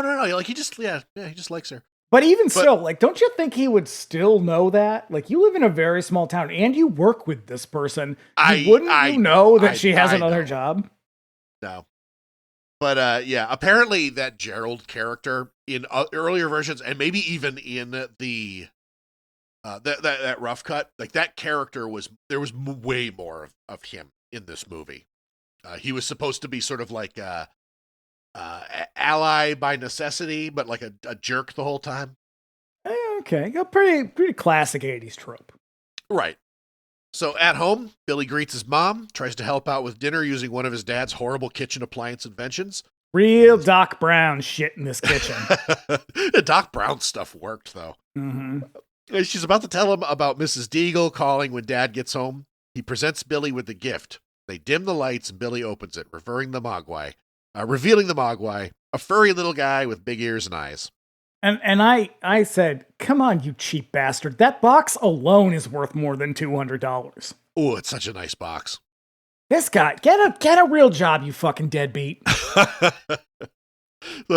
So Mogwai in Mandarin means devil. In Chinese folklore, they're similar to Japanese yokai. The rule about the Mogwai needing to stay dry comes from the folklore, which claims that Mogwai reproduce during rainy days. Yokai, they're hungry. They are very hungry. This is what I know of the yokai, is that they are hungry. Well, the yokai is like a sort of broad definition for essentially like what are like malicious little Japanese fairies. Yes. Some of them we talked about this on our house episode. That's right. We talked about them and Bakineko, the ghost cats. Mm-hmm. So check this out. In the novelization of the movie, the Mogwai were created on another planet by a scientist as the ultimate animal. Docile, lovable little guys intended to promote peace and goodwill throughout the galaxy as ambassadors for harmony. I see. The Mogwai were created to be able to survive in almost every environment and also to reproduce very easily. They were then sent out to 3 planets, including Earth. Bad choice. And then due to the miscalculations of the scientists, though, only 1 in 10,000 turned out to be good and affectionate. Most others turned out more malicious and evil. I feel like you'd know that before you sent him out. Yep. And then they sort of became parts of the legends and folklore of our ancestors as pixies and goblins and fables. Look, that is That is way more work than anybody needs That someone is, to do. I know, that is just the most convoluted shit. Like, what? Why you gotta do this, novelization author? Because a movie is 120 pages at most. A book needs to be about 250 pages if you want to call it a novel. Oh, God, I know. So Billy names him Gizmo, and thus a toyetic merch empire to rival that of E.T. was born. Yeah. And I mean, let's look at it. He's adorable. You want him on everything. You want him on lunchboxes. You want him on keychains. You want him on your t-shirts. Trapper Keeper. You want him on your you want him in your little Barbie dream car. You want a not till later, but you want a little plushy version of him. Mm-hmm. Yeah. You know, you want the t-shirts. You want the underoos. Plushy version. This is like a stuffed animal. Yes. So now Billy's mom gets the camera, takes a picture before Randall can stop her, and the flash drives Gizmo crazy. I think it's amazing that this ancient Chinese creature of myth speaks pretty decent American English. He learns fast. I mean, they never say how old he is, so I guess it's possible he's just been kicking it with Mr. Wing for a long time, and Mr. Wing seems to speak to him quite frequently. So, oh yeah, at the end he talks he talks Mandarin at him, and he means to speak back. Yeah. Up in Billy's room, Billy plays with his toy synthesizer while Gizmo sings the Mogwai song. Is that what it's called? I have no idea. I just call it the Mogwai song. It should be called. They should put it on the soundtrack. Yeah.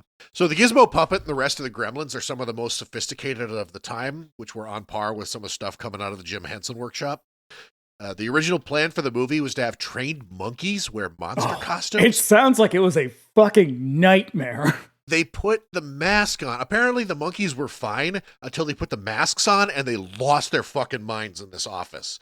Because they were doing this in like a fucking, like an office in Burbank to sort of demonstrate it, and they start going fucking crazy, like all of the like do you ever remember RoboCop 2 when they roll out the other versions of RoboCop and it just starts killing everybody? Yeah.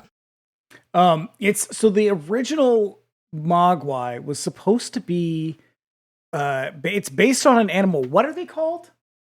What's the animal called? Yeah, I'm getting no help from over here. He's got the headphones on again? A Tarsier. Tarsier is what they were originally. They're like a little monkey. They look a little bit like a slow loris. Okay. Like they have big eyes and little tiny hands. They're very endearing. They're kind of creepy looking, but I can get down. The slow loris is pretty cute. So that's kind of what they were modeled on that. And then just sort of eventually over time, like they'd be like, well, what if you like made his ears bigger? And so that's kind of, he evolved into what Gizmo looks like. But they were like, okay, well, we could, get monkeys to play them. And yeah, when they put the head piece on the monkey, it fucking lost its mind and like just started tearing through the office. And they were like, nope, we can't do that. Oh, yeah, according to legend, what was it? Dante turned to Chris Wallace and was like, so puppets, I guess.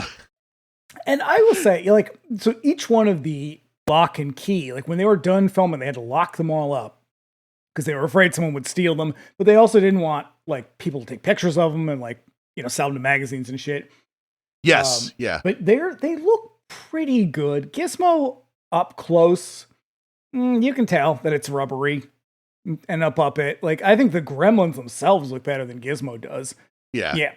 And which is why, like, I'm not as taken with him as I probably would have been as a child. Because, like, you look at him and you're like, well, yeah, he looks like a Furby. Yeah, when I was a kid, I was definitely like, oh, shit, yeah, he's cute as hell. But now as an adult, I'm like, Like Baby Yoda's cuter. Yeah, so special effects artist Chris Wallace also made the E.T. puppets. He was also a product of Corman's movies. He's brought in to build Gizmo and the Gremlins. Each one of the hero Gremlins cost about $50,000. The Gizmo puppet, being the most sophisticated of the bunch, cost significantly more and broke down constantly, causing the crew to absolutely fucking hate working with those puppets. That is actually why there is a scene later on where he is pinned to the dartboard because they insisted that they include this scene. Yeah. So we get some cutesy shit as Gizmo falls on his head and Billy puts a bandage on him, and then they go to bed. So in the morning, Billy psychs himself up to use his dad's juicer to make OJ. It is predictably a disaster. Billy, there's nobody else there. Just squeeze the fucking things by hand. You don't have to use this dumbass ridiculous machine that your father is going to made to get you killed. I know. Meanwhile, Pete, played by Corey Feldman, who also appeared only a couple of months earlier in Friday the 13th, the final chapter. He is also only in this movie because Steven Spielberg felt bad that he got cut from E.T. Oh, no shit. He played this character in E.T., but they ended up cutting his whole thing. And so it was like, oh, I feel bad. And so he just kind of like sticks, because there's no real reason for Pete being in this movie. Like, why is this like 10-year-old boy hanging out with a 20-year-old man? So earlier versions, again, it's that process of revising the script. In the earlier versions of Gremlins, Billy was like a young teenager. And so, like, as they kind of, like, aged him up and they cut parts out of it, Billy gets older and older, but, like, which they is just weird, because, like, the romance is a kind of a big part of the story. Yeah. But again, Kate was also a younger person. So it was kind of like, it was a little bit more like Goonies, right? Okay. You know, because that's the thing is Chris Columbus, all of his, like, biggest hits involve young adolescent kids. And so that was just kind of his thing. And then eventually, like, as they rewrote the script, Billy and Kate just get older. And Pete is still in this as a young kid, but he's just like this kid who, like, I don't know, Billy knows for some reason. He is shoehorned into this movie. There is no reason for him to be here. for him to be in it whatsoever. Yeah. And I'm going to be honest, I don't like Corey Feldman. I don't like him as an actor. Not even young Pete Corey Feldman. No, his voice I find very off-putting. Okay. There's something about his presentation. It was like, even then you could be like, I bet you're going to grow up to be a bit of a predator with women. Yeah. So, yeah. Look it up, y'all. He's a creep. Yeah. Oh, this is common knowledge at this point. Yeah, you'd think so, but I say that, and people are always like, what? No, he's the coolest. I'm like, yeah, okay. Ask his fucking Corey's Angels if he's the coolest. I don't know. I mean, like, Corey's Angels notwithstanding, you should at least be put off by the music he makes and his dancing. Oh, yeah. No, I have a friend that I'm constantly sending him Corey Feldman dancing videos, even though he doesn't like them. Because he's like in his 50s and he's still doing the Michael Jackson shit. Yeah. It's real fucking creepy. Yes. And we all should have seen it coming. So Billy is demonstrating Gizmo. He sets him on his art table to see if he'll sing, and Pete accidentally knocks over a jar of water on Gizmo, which causes him to painfully spawn a small furball, which grows very suddenly, and then several more of them. And it's kind of an upsetting moment. Like, Gizmo is, like, clearly in pain. Yeah. It's like, so this is one of those things where it's like, it's hard to pinpoint why a child would be upset by that, but you know that they will be. Yeah. Yeah, fair. I mean, you'd hope that they would be. If not, you have a problem. So, yeah, each one turns into another Mogwai. One of them has a striped mohawk on his head and is kind of nasty, and Gizmo is bummed about this. Mm-hmm. So Billy tells his dad about the Mogwai. Because he's like, that one's real. That one's a real dick. Yeah. The worst. I find the I guess we could charitably call it multiplication of the Mogwai rather than procreation. But I find it weirdly unsettling. Well, you're supposed to. It's monstrous and weird. But it's also like, what is he to them now? Oh, sure. Okay, I get you. Like, is it like a parent or something? Right. Like, there's no, maybe I'm know. just projecting too much humanity onto these characters, but like, there's something weird about it where I'm like, you're not. You're all equal in your Mogwai society. I don't know. Probably don't. They have no respect for Don't you. look too closely into that abyss, because like you'll start to turn up other sort of inconsistencies. Like, if you're not supposed to get them wet, like, why aren't they constantly spawning as they run through the snow? Right. You know. Oh yeah. No, you can't. I mean, also it's always after midnight. This is true. So yeah, Billy tells his dad about the Mogwai, who are now turning into destructive little shits, and they hate Gizmo. Billy, of course, his dad sees potential to capitalize on them. He calls it the Peltzer Pet. Yep. And I thought, I think I know why you don't seem to sell anything. Yeah. Check it out, Marge, the baby of the future. In the night, Billy. But then again, there's that Americanism of just being like, oh, I could sell this too. It's like, dude, just get a fucking job. God, I hate you. But I mean, as we're gonna see, like things economically in Kingston Falls are like perilous as hell. So maybe he can't. Yeah, they get a do job. seem real bleak. Yeah. So in the night, Which is strange because it's like, this is a small town. Like, these are the suburbs. The suburbs were fine. It was sure, urban, but like I don't know. Relatively speaking. I think that there was probably like that precarity that like the middle of the country was experiencing, like was starting to sort of creep outward into the sort of quote unquote safe spots. Yeah, I wonder who they blamed for that. So in the night, I guess we'll never know how that played out. In the night, Billy hears his dog Barney whining, and when he goes to check on him, he finds the poor dog strung up in the Christmas lights. Hate it. Stripe, the new Mogwai, opens his eyes, looking all devious and shit. Also, wait, we skipped over the fact, why is his father electrocuting an artichoke? I thought that it was sort of like how they would occasionally sell like science kits where you could like power the potato a clock radio with like a potato and shit. So yeah, the potato powered radio. So yeah, you get the whatever he's doing with that artichoke is powering that device. More evidence. Just get a fucking job, man. Yeah. Billy brings the Mogwais to school to show the science teacher and demonstrates what happens when you get them wet like a fucking idiot. I mean, honestly, so what does Mr. Wing? Even Little Wing. He's got three rules. This is the big one. Don't get them Billy wet. is gleefully breaking it. And then the fucking idiot science teacher is just like, well, I'm gonna just keep doing this all day long. Yep, he keeps singing "God Bless America" while he's dripping water on all of them. Yeah, so there's more Mogwais. The teacher keeps one to run some tests on it. So as Billy walks home at night, he goes by the bars. Kate is seeing drunk Mr. Fetterman back into his snowplow. He's still being real racist. Complaining about foreigners putting gremlins in all their machinery to mess with us. And then Kate and Billy walk home, and she intimates that maybe she's not so into Christmas. She says, well, actually, what she says is, while everyone else is opening up their presents, they're opening up their wrists. Merry Christmas. My note says, damn, girl. She is dark as hell. The manic pixie goth girl.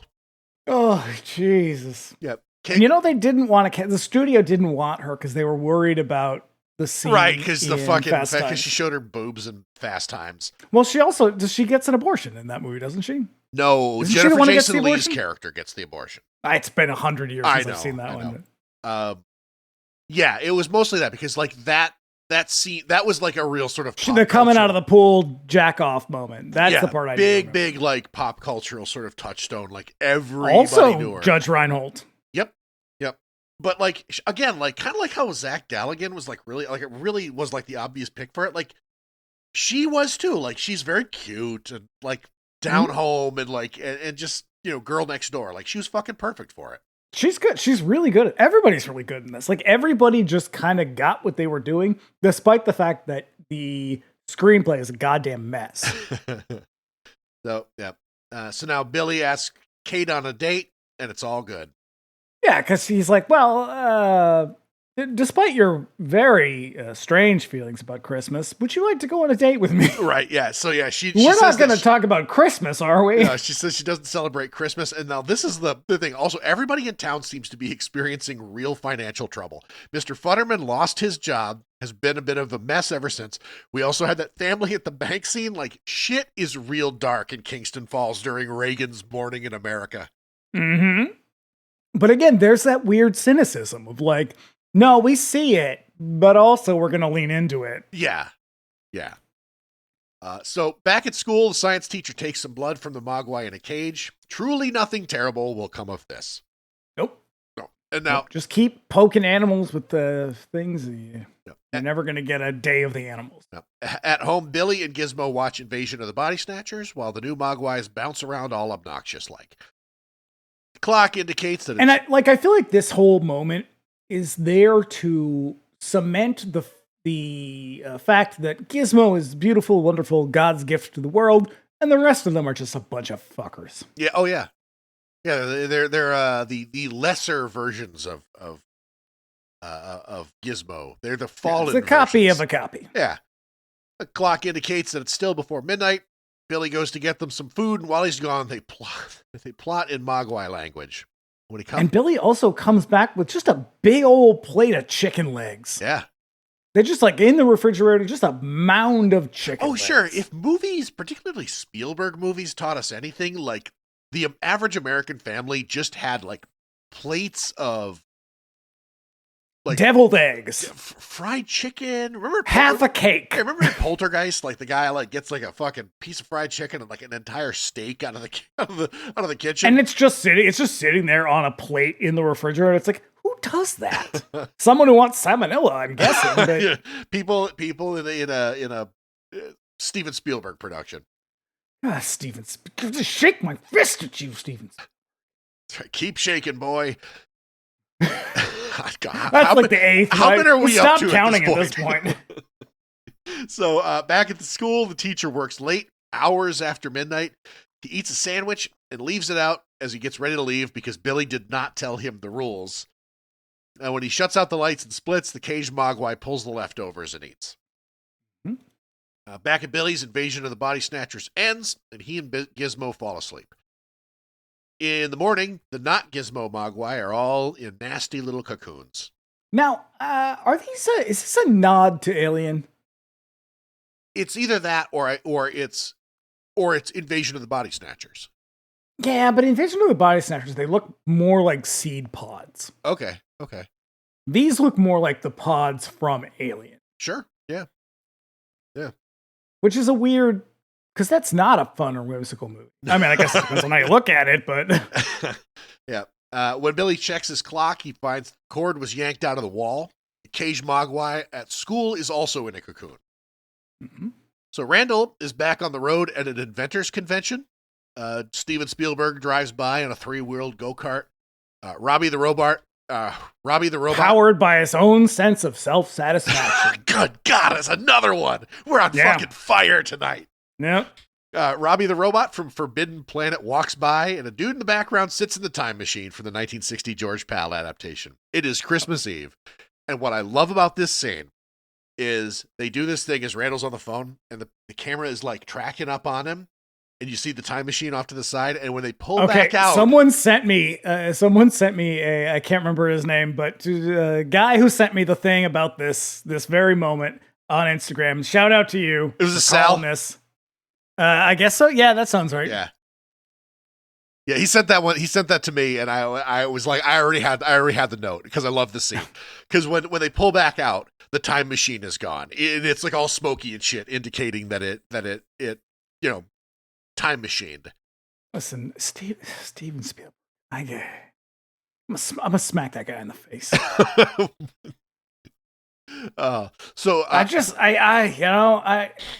These cutesy fucking moments. I love this scene. It's funny as hell, man. Anyways, at work, Mrs. Deagle pushes her way to the front of the line, demands Billy deposit her check. We learn that Barney the dog is out of town to explain his absence for the rest of the movie. Now they do say, because after the thing with the lights, his father does say maybe he should go stay with your grandmother. Yeah. So which is like, it's weird to pack up the dog and send him off for a while.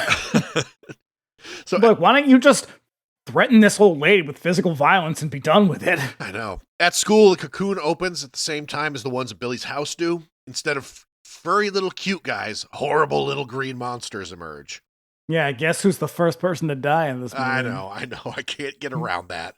Yep. At school, when class lets out, the strange sounds attract the teacher's attention, who finds the empty cocoon. I'm sure I just got us 3 thumbs downs on YouTube. God, they're so woke.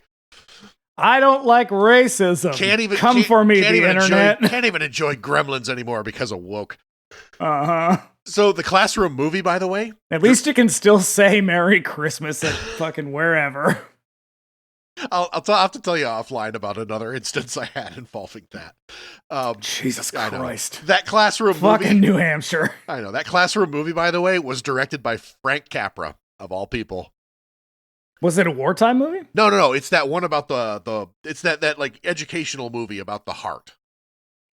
Yeah. Did they do it during wartime? Because they had a bunch of weird... No, he enlisted during wartime. Yeah. So, yeah.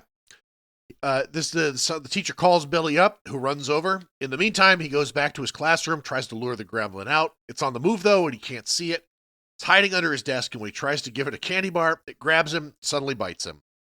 By the time Billy arrives, it's too late. Mr. Harrison is under the desk dead with a syringe stuck in his butt. I mean, I guess you could argue that he's not dead. Sure. He's dead. Like he's dead. It's a sedative, but like, yeah, I've heard it said both ways. Yeah. I choose to believe he's dead because you don't get to just poke animals. With but also, syringes. These creatures don't leave a whole lot of people alive when they encounter them. So yeah, Billy. I mean, they ate a whole restaurant full of people. That's right. So Billy tries to grab the phone, but a scaly green hand scratches him and escapes through the air vent. So now Billy patches up his hand in the nurse's office and is suddenly attacked by the gremlin, who is hiding in the cupboard, that it escapes through another vent. At home, Billy's mother is alone with the gremlins, who have Gizmo tied up to a dartboard as they toss darts at him. So here's what I'm going to say about this. The mother is a badass in this movie.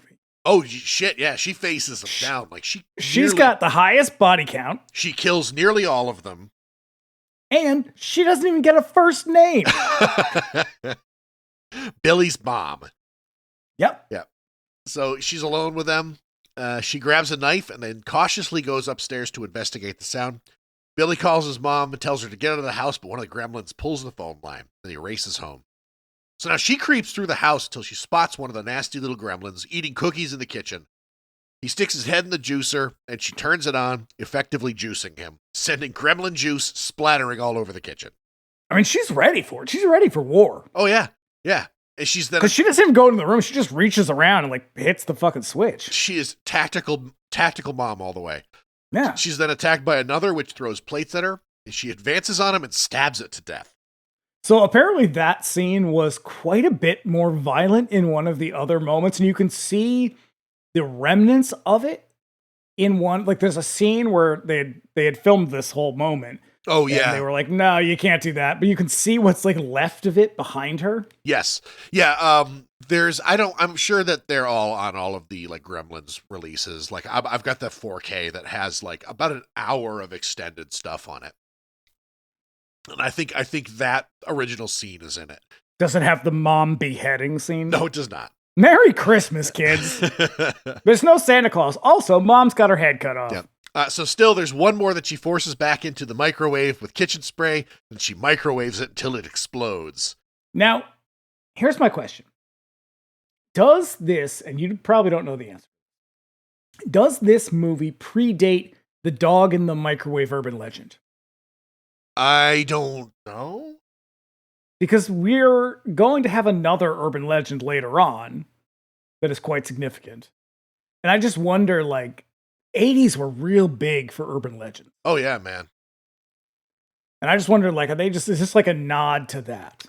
I don't know. I think that microwaves were still a bit of a novelty, and it just kind of made sense to blow one of them up in the microwave. It's also technology, you know. You gotta. Oh yeah, not American. Probably not American. I'll tell you that much. No, and Randall Peltzer did not make that microwave. Sanyo. I'm gonna say it's a Sanyo. A Hisense. So I'm just kind of coming up with budget names. Those are the only two I've got. Yeah. So Mitsubishi. No, I'm pretty sure that's not a budget name. So one more remains in the house.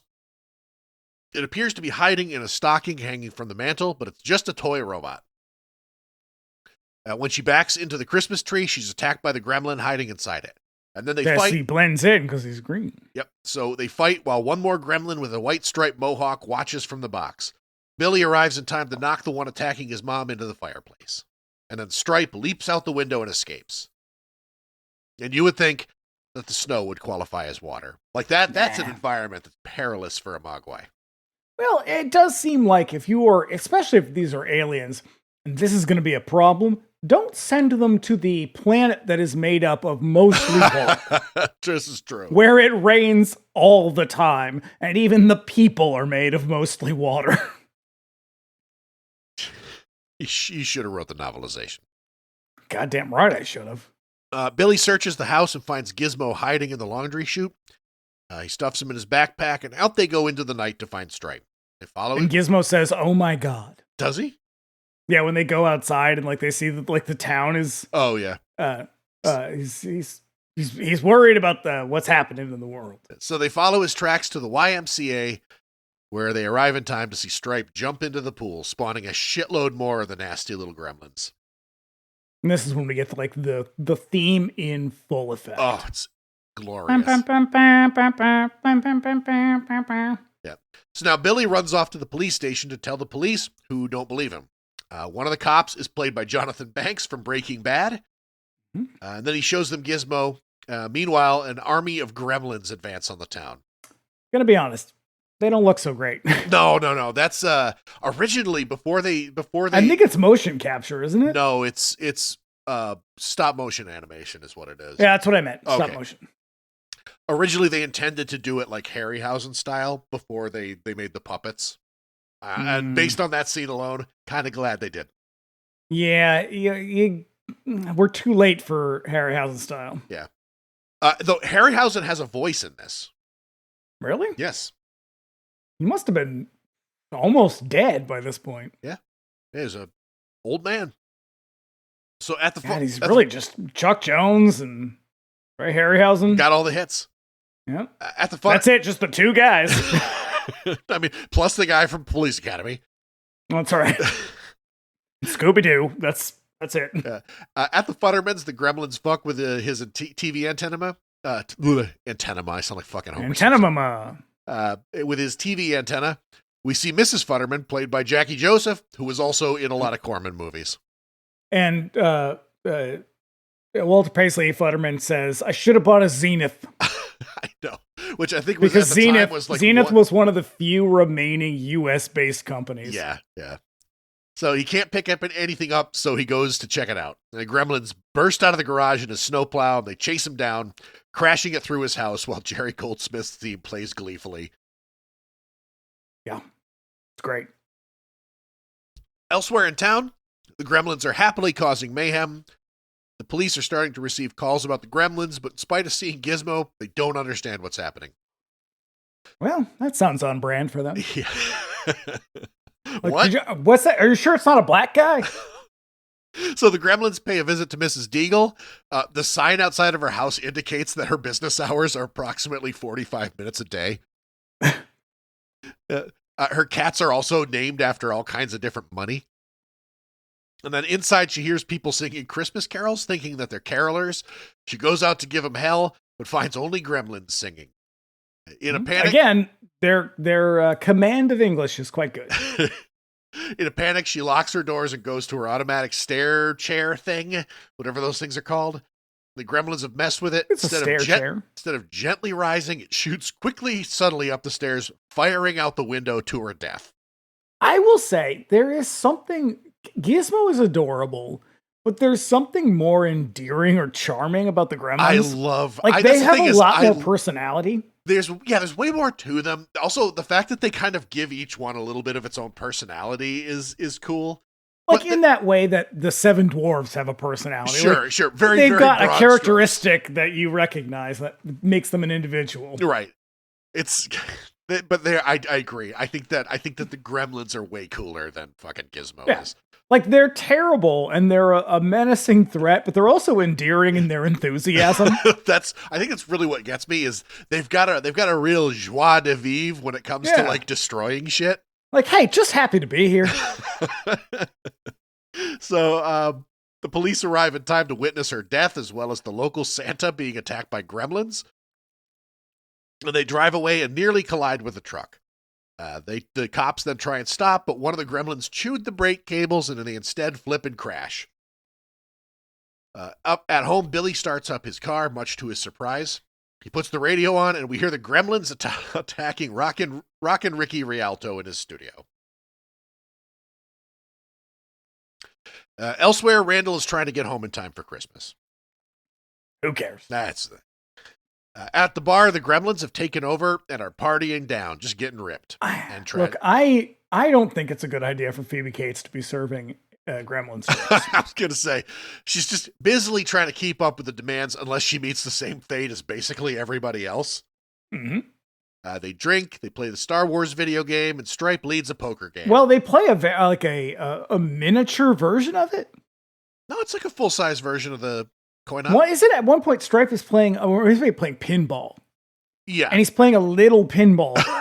They got a little gremlin-sized pinball machine. Well, who was this for before the Gremlins? I know.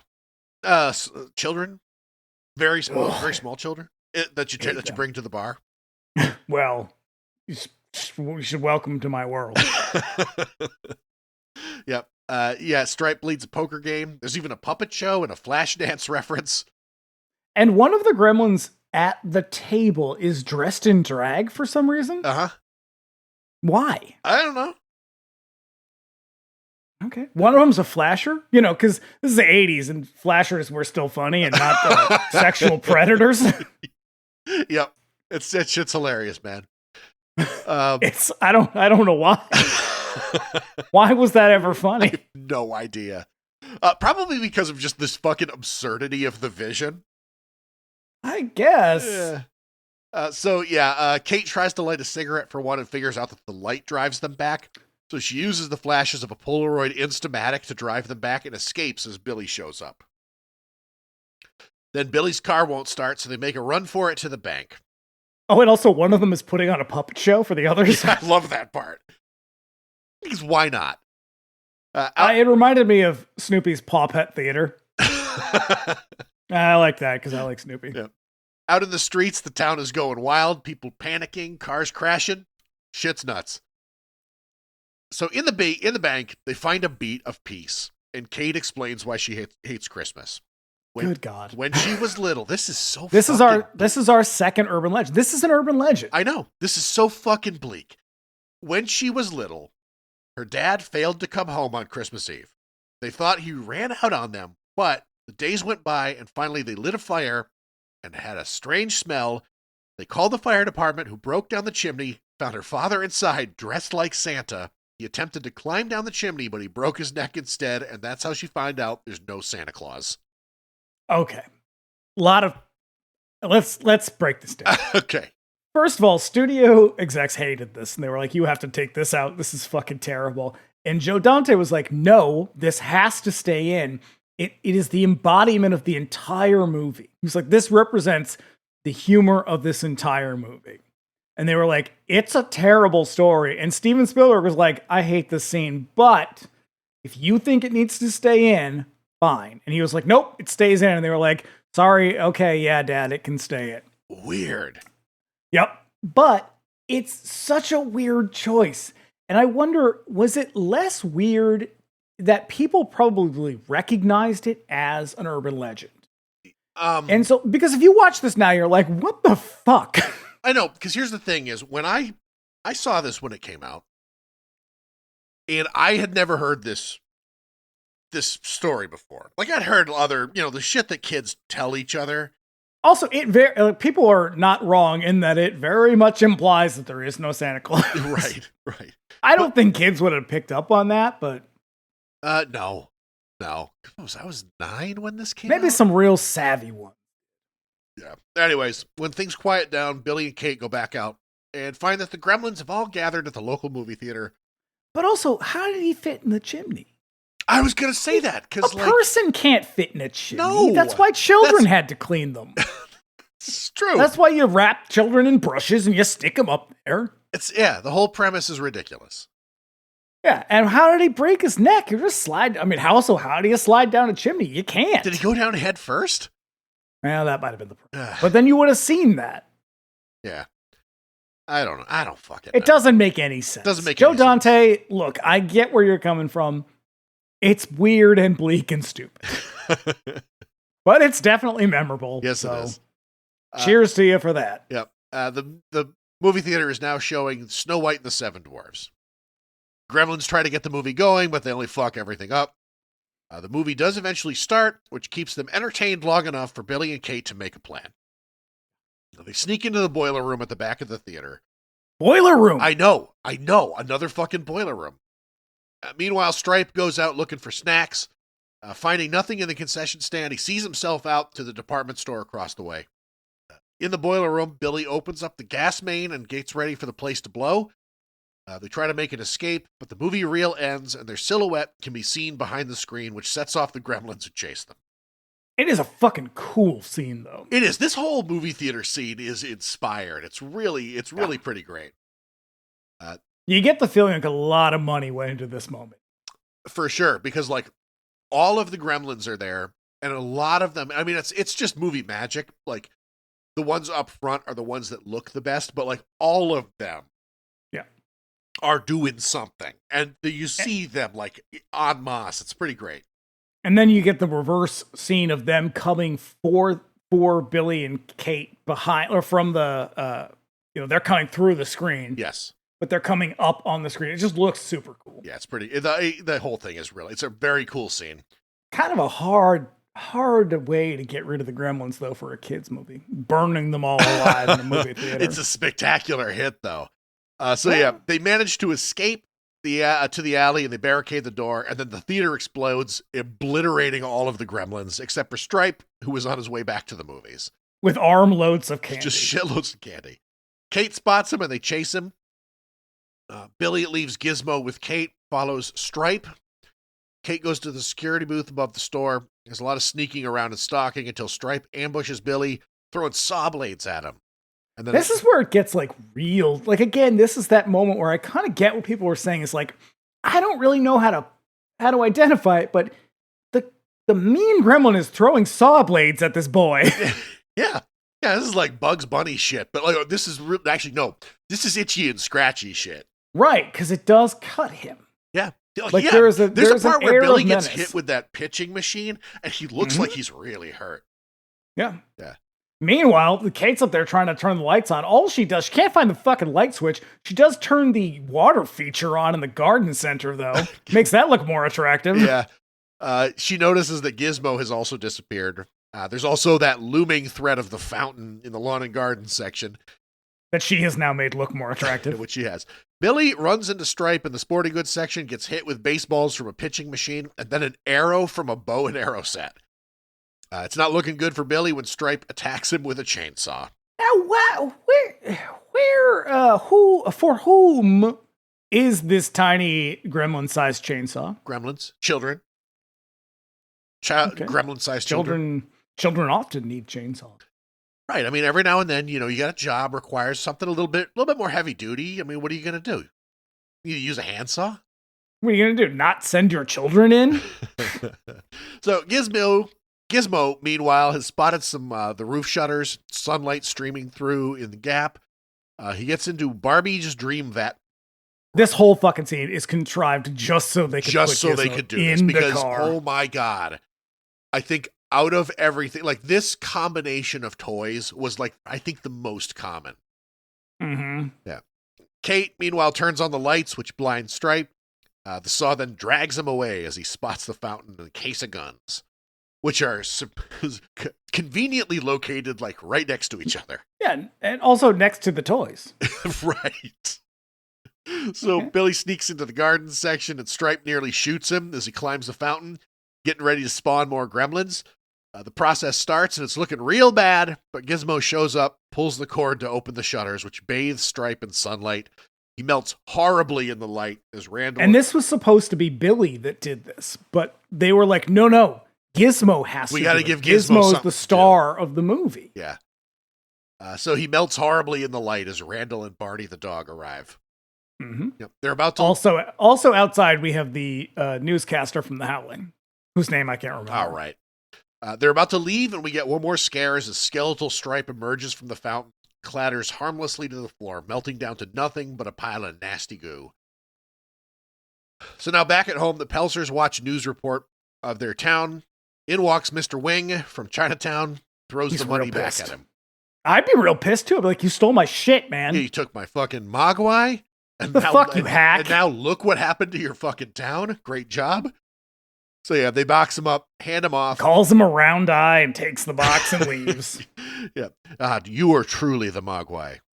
And they box him up, hand him off, and he gives them hell for what has happened before leaving with Gizmo, who actually says goodbye to Billy. He also says goodbye to Woof Woof.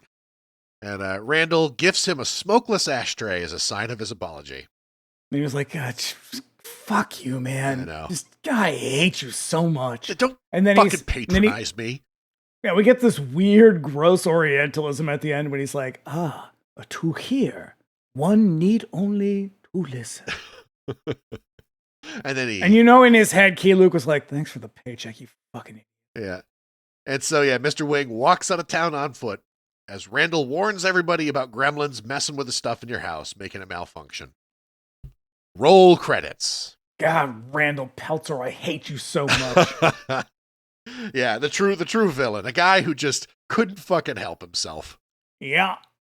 Look, if their goal for this movie was to cash in on the adorability of Gizmo and make $1 bajillion, I'm going to say they knocked it out of the park. Oh, yeah. This was a home run from the start. From the moment they saw those concept drawings, they had dollar signs in their eyes. But also, God damn it, this movie is wicked dated. I will give it that. It is 100% a nostalgia piece for Generation X and older. There is not a. There was a time in America where backlot movies at least bore a passing resemblance to real suburban America. There isn't a town in America that looks like Kingston Falls or Hill Valley or any of those things. It appears very dated. Thematically, it's very dated. There's some real racism in it. That's the thing. It's like there's a lot of themes that it's stumbling around in the dark with, but even those themes operate on some pretty racist stereotypes of Asian people. Yeah. Like in trying to sort of elevate them to this kind of noble status as like the truly wise people. That's very offensive. It's really offensive and patronizing and super shitty. The thing was it wasn't uncommon for the time, and they were doing that well into the fucking 90s. Well, no, I mean the entire American identity is based on that. Yeah, the whole fucking thing. But it's a fun movie. It's cute. It's clever. It's got a dark sense of humor. It's mostly harmless if you can set aside the racism. Yeah, it's kind of a tough thing to say. But I can excuse racism, but A Birth of a Nation is a hard movie to watch. But if you can set aside the racism, it's a real achievement. This is a triumph. But that thing. But the thing is it is the gleeful sort of malice of the movie, the nasty little that's what still works. All the violence of just puppets going ape shit and getting microwaved and blowing up and just causing mayhem. That shit is awesome. I fucking love it's that a stuff kid's version. Before I watched this, a couple days before I watched this, I think I texted you and said I was watching Marx Brothers movies, and I was just still in awe of how effective those movies are. And it's just there is a madcap hilarity to it. Those movies are anarchy. They're beautiful. It's present in this as well. Where you're I appreciate the fact that you were I'm just going to make a movie that is just chaos. And I think the chaos still works. Yes. There's a lot of that shit is that the doesn't. That ultimately in the whole does this hold up? That quality of the movie is the movie's lasting appeal. Yeah. Yeah. And it's still it is the most 1984iest 1984 movie. it really is. Yeah. So, Gremlins, man. It's a lot of fun. Deeply flawed movie with some unpleasantness about it that is just unpleasant in the fucking right way, where the gremlin mayhem is unpleasant in a great way. So yeah. Fucking A. Okay. That's that. So what's coming up? What's coming up around the bend? Well, next week, Bring Me the Axe returns, where we're watching the oft overlooked, poorly named, and surprisingly good Christmas Evil. I've been Starring, seeing a lot of people kind of coming around to this one recently. You've seen it, right? Oh yes. I Okay. adore this movie, and I have been singing It's a surprisingly good movie. I have been singing its praises for a really long time. I cannot wait to talk about it because it is. If all you think about when like Christmas horror movies is like Silent Night, Deadly Night, it's gonna surprise you. Because it's almost not a horror movie. It still is. Yes, but it's got a lot more going on, and I absolutely love it. It has one of the craziest performances by Fiona Apple's dad. Yep. So, it does. yeah. And then a week after that, we are going to be closing out 2024 with, well, it's been a remarkably exhausting year. And so we're just going to be running down our assessment of the year's best, worst, and most surprisingly awful horror movies. Yes. Which, this is crazy. This episode marks 1 year and 99-cent rental. Just about. We've got What a year the it's next been. time you hear 99-cent rental, it will be the anniversary episode. Yes, it will. So, yeah. All right. Thanks for sticking with us for a year. At least, I mean, if you only listen to this show, I mean, we made it, guys. But yeah. So we'll be back in a week with Christmas Evil. Then we'll be Does back. anybody only listen to this show? I doubt it. I don't think so. Okay. I think that this is the also ran. This is the one that like people are listening to if they got nothing else to listen to. Yeah, I was gonna say this is the whole premise was that I had a lot of other shit I wanted to talk about. Yeah. So yeah, be back in a week for Christmas Evil, and then be back in 2 as we run down the year in horror movies 2024. We're gonna have some real hot takes. Trust me. You're gonna hate us. Yep.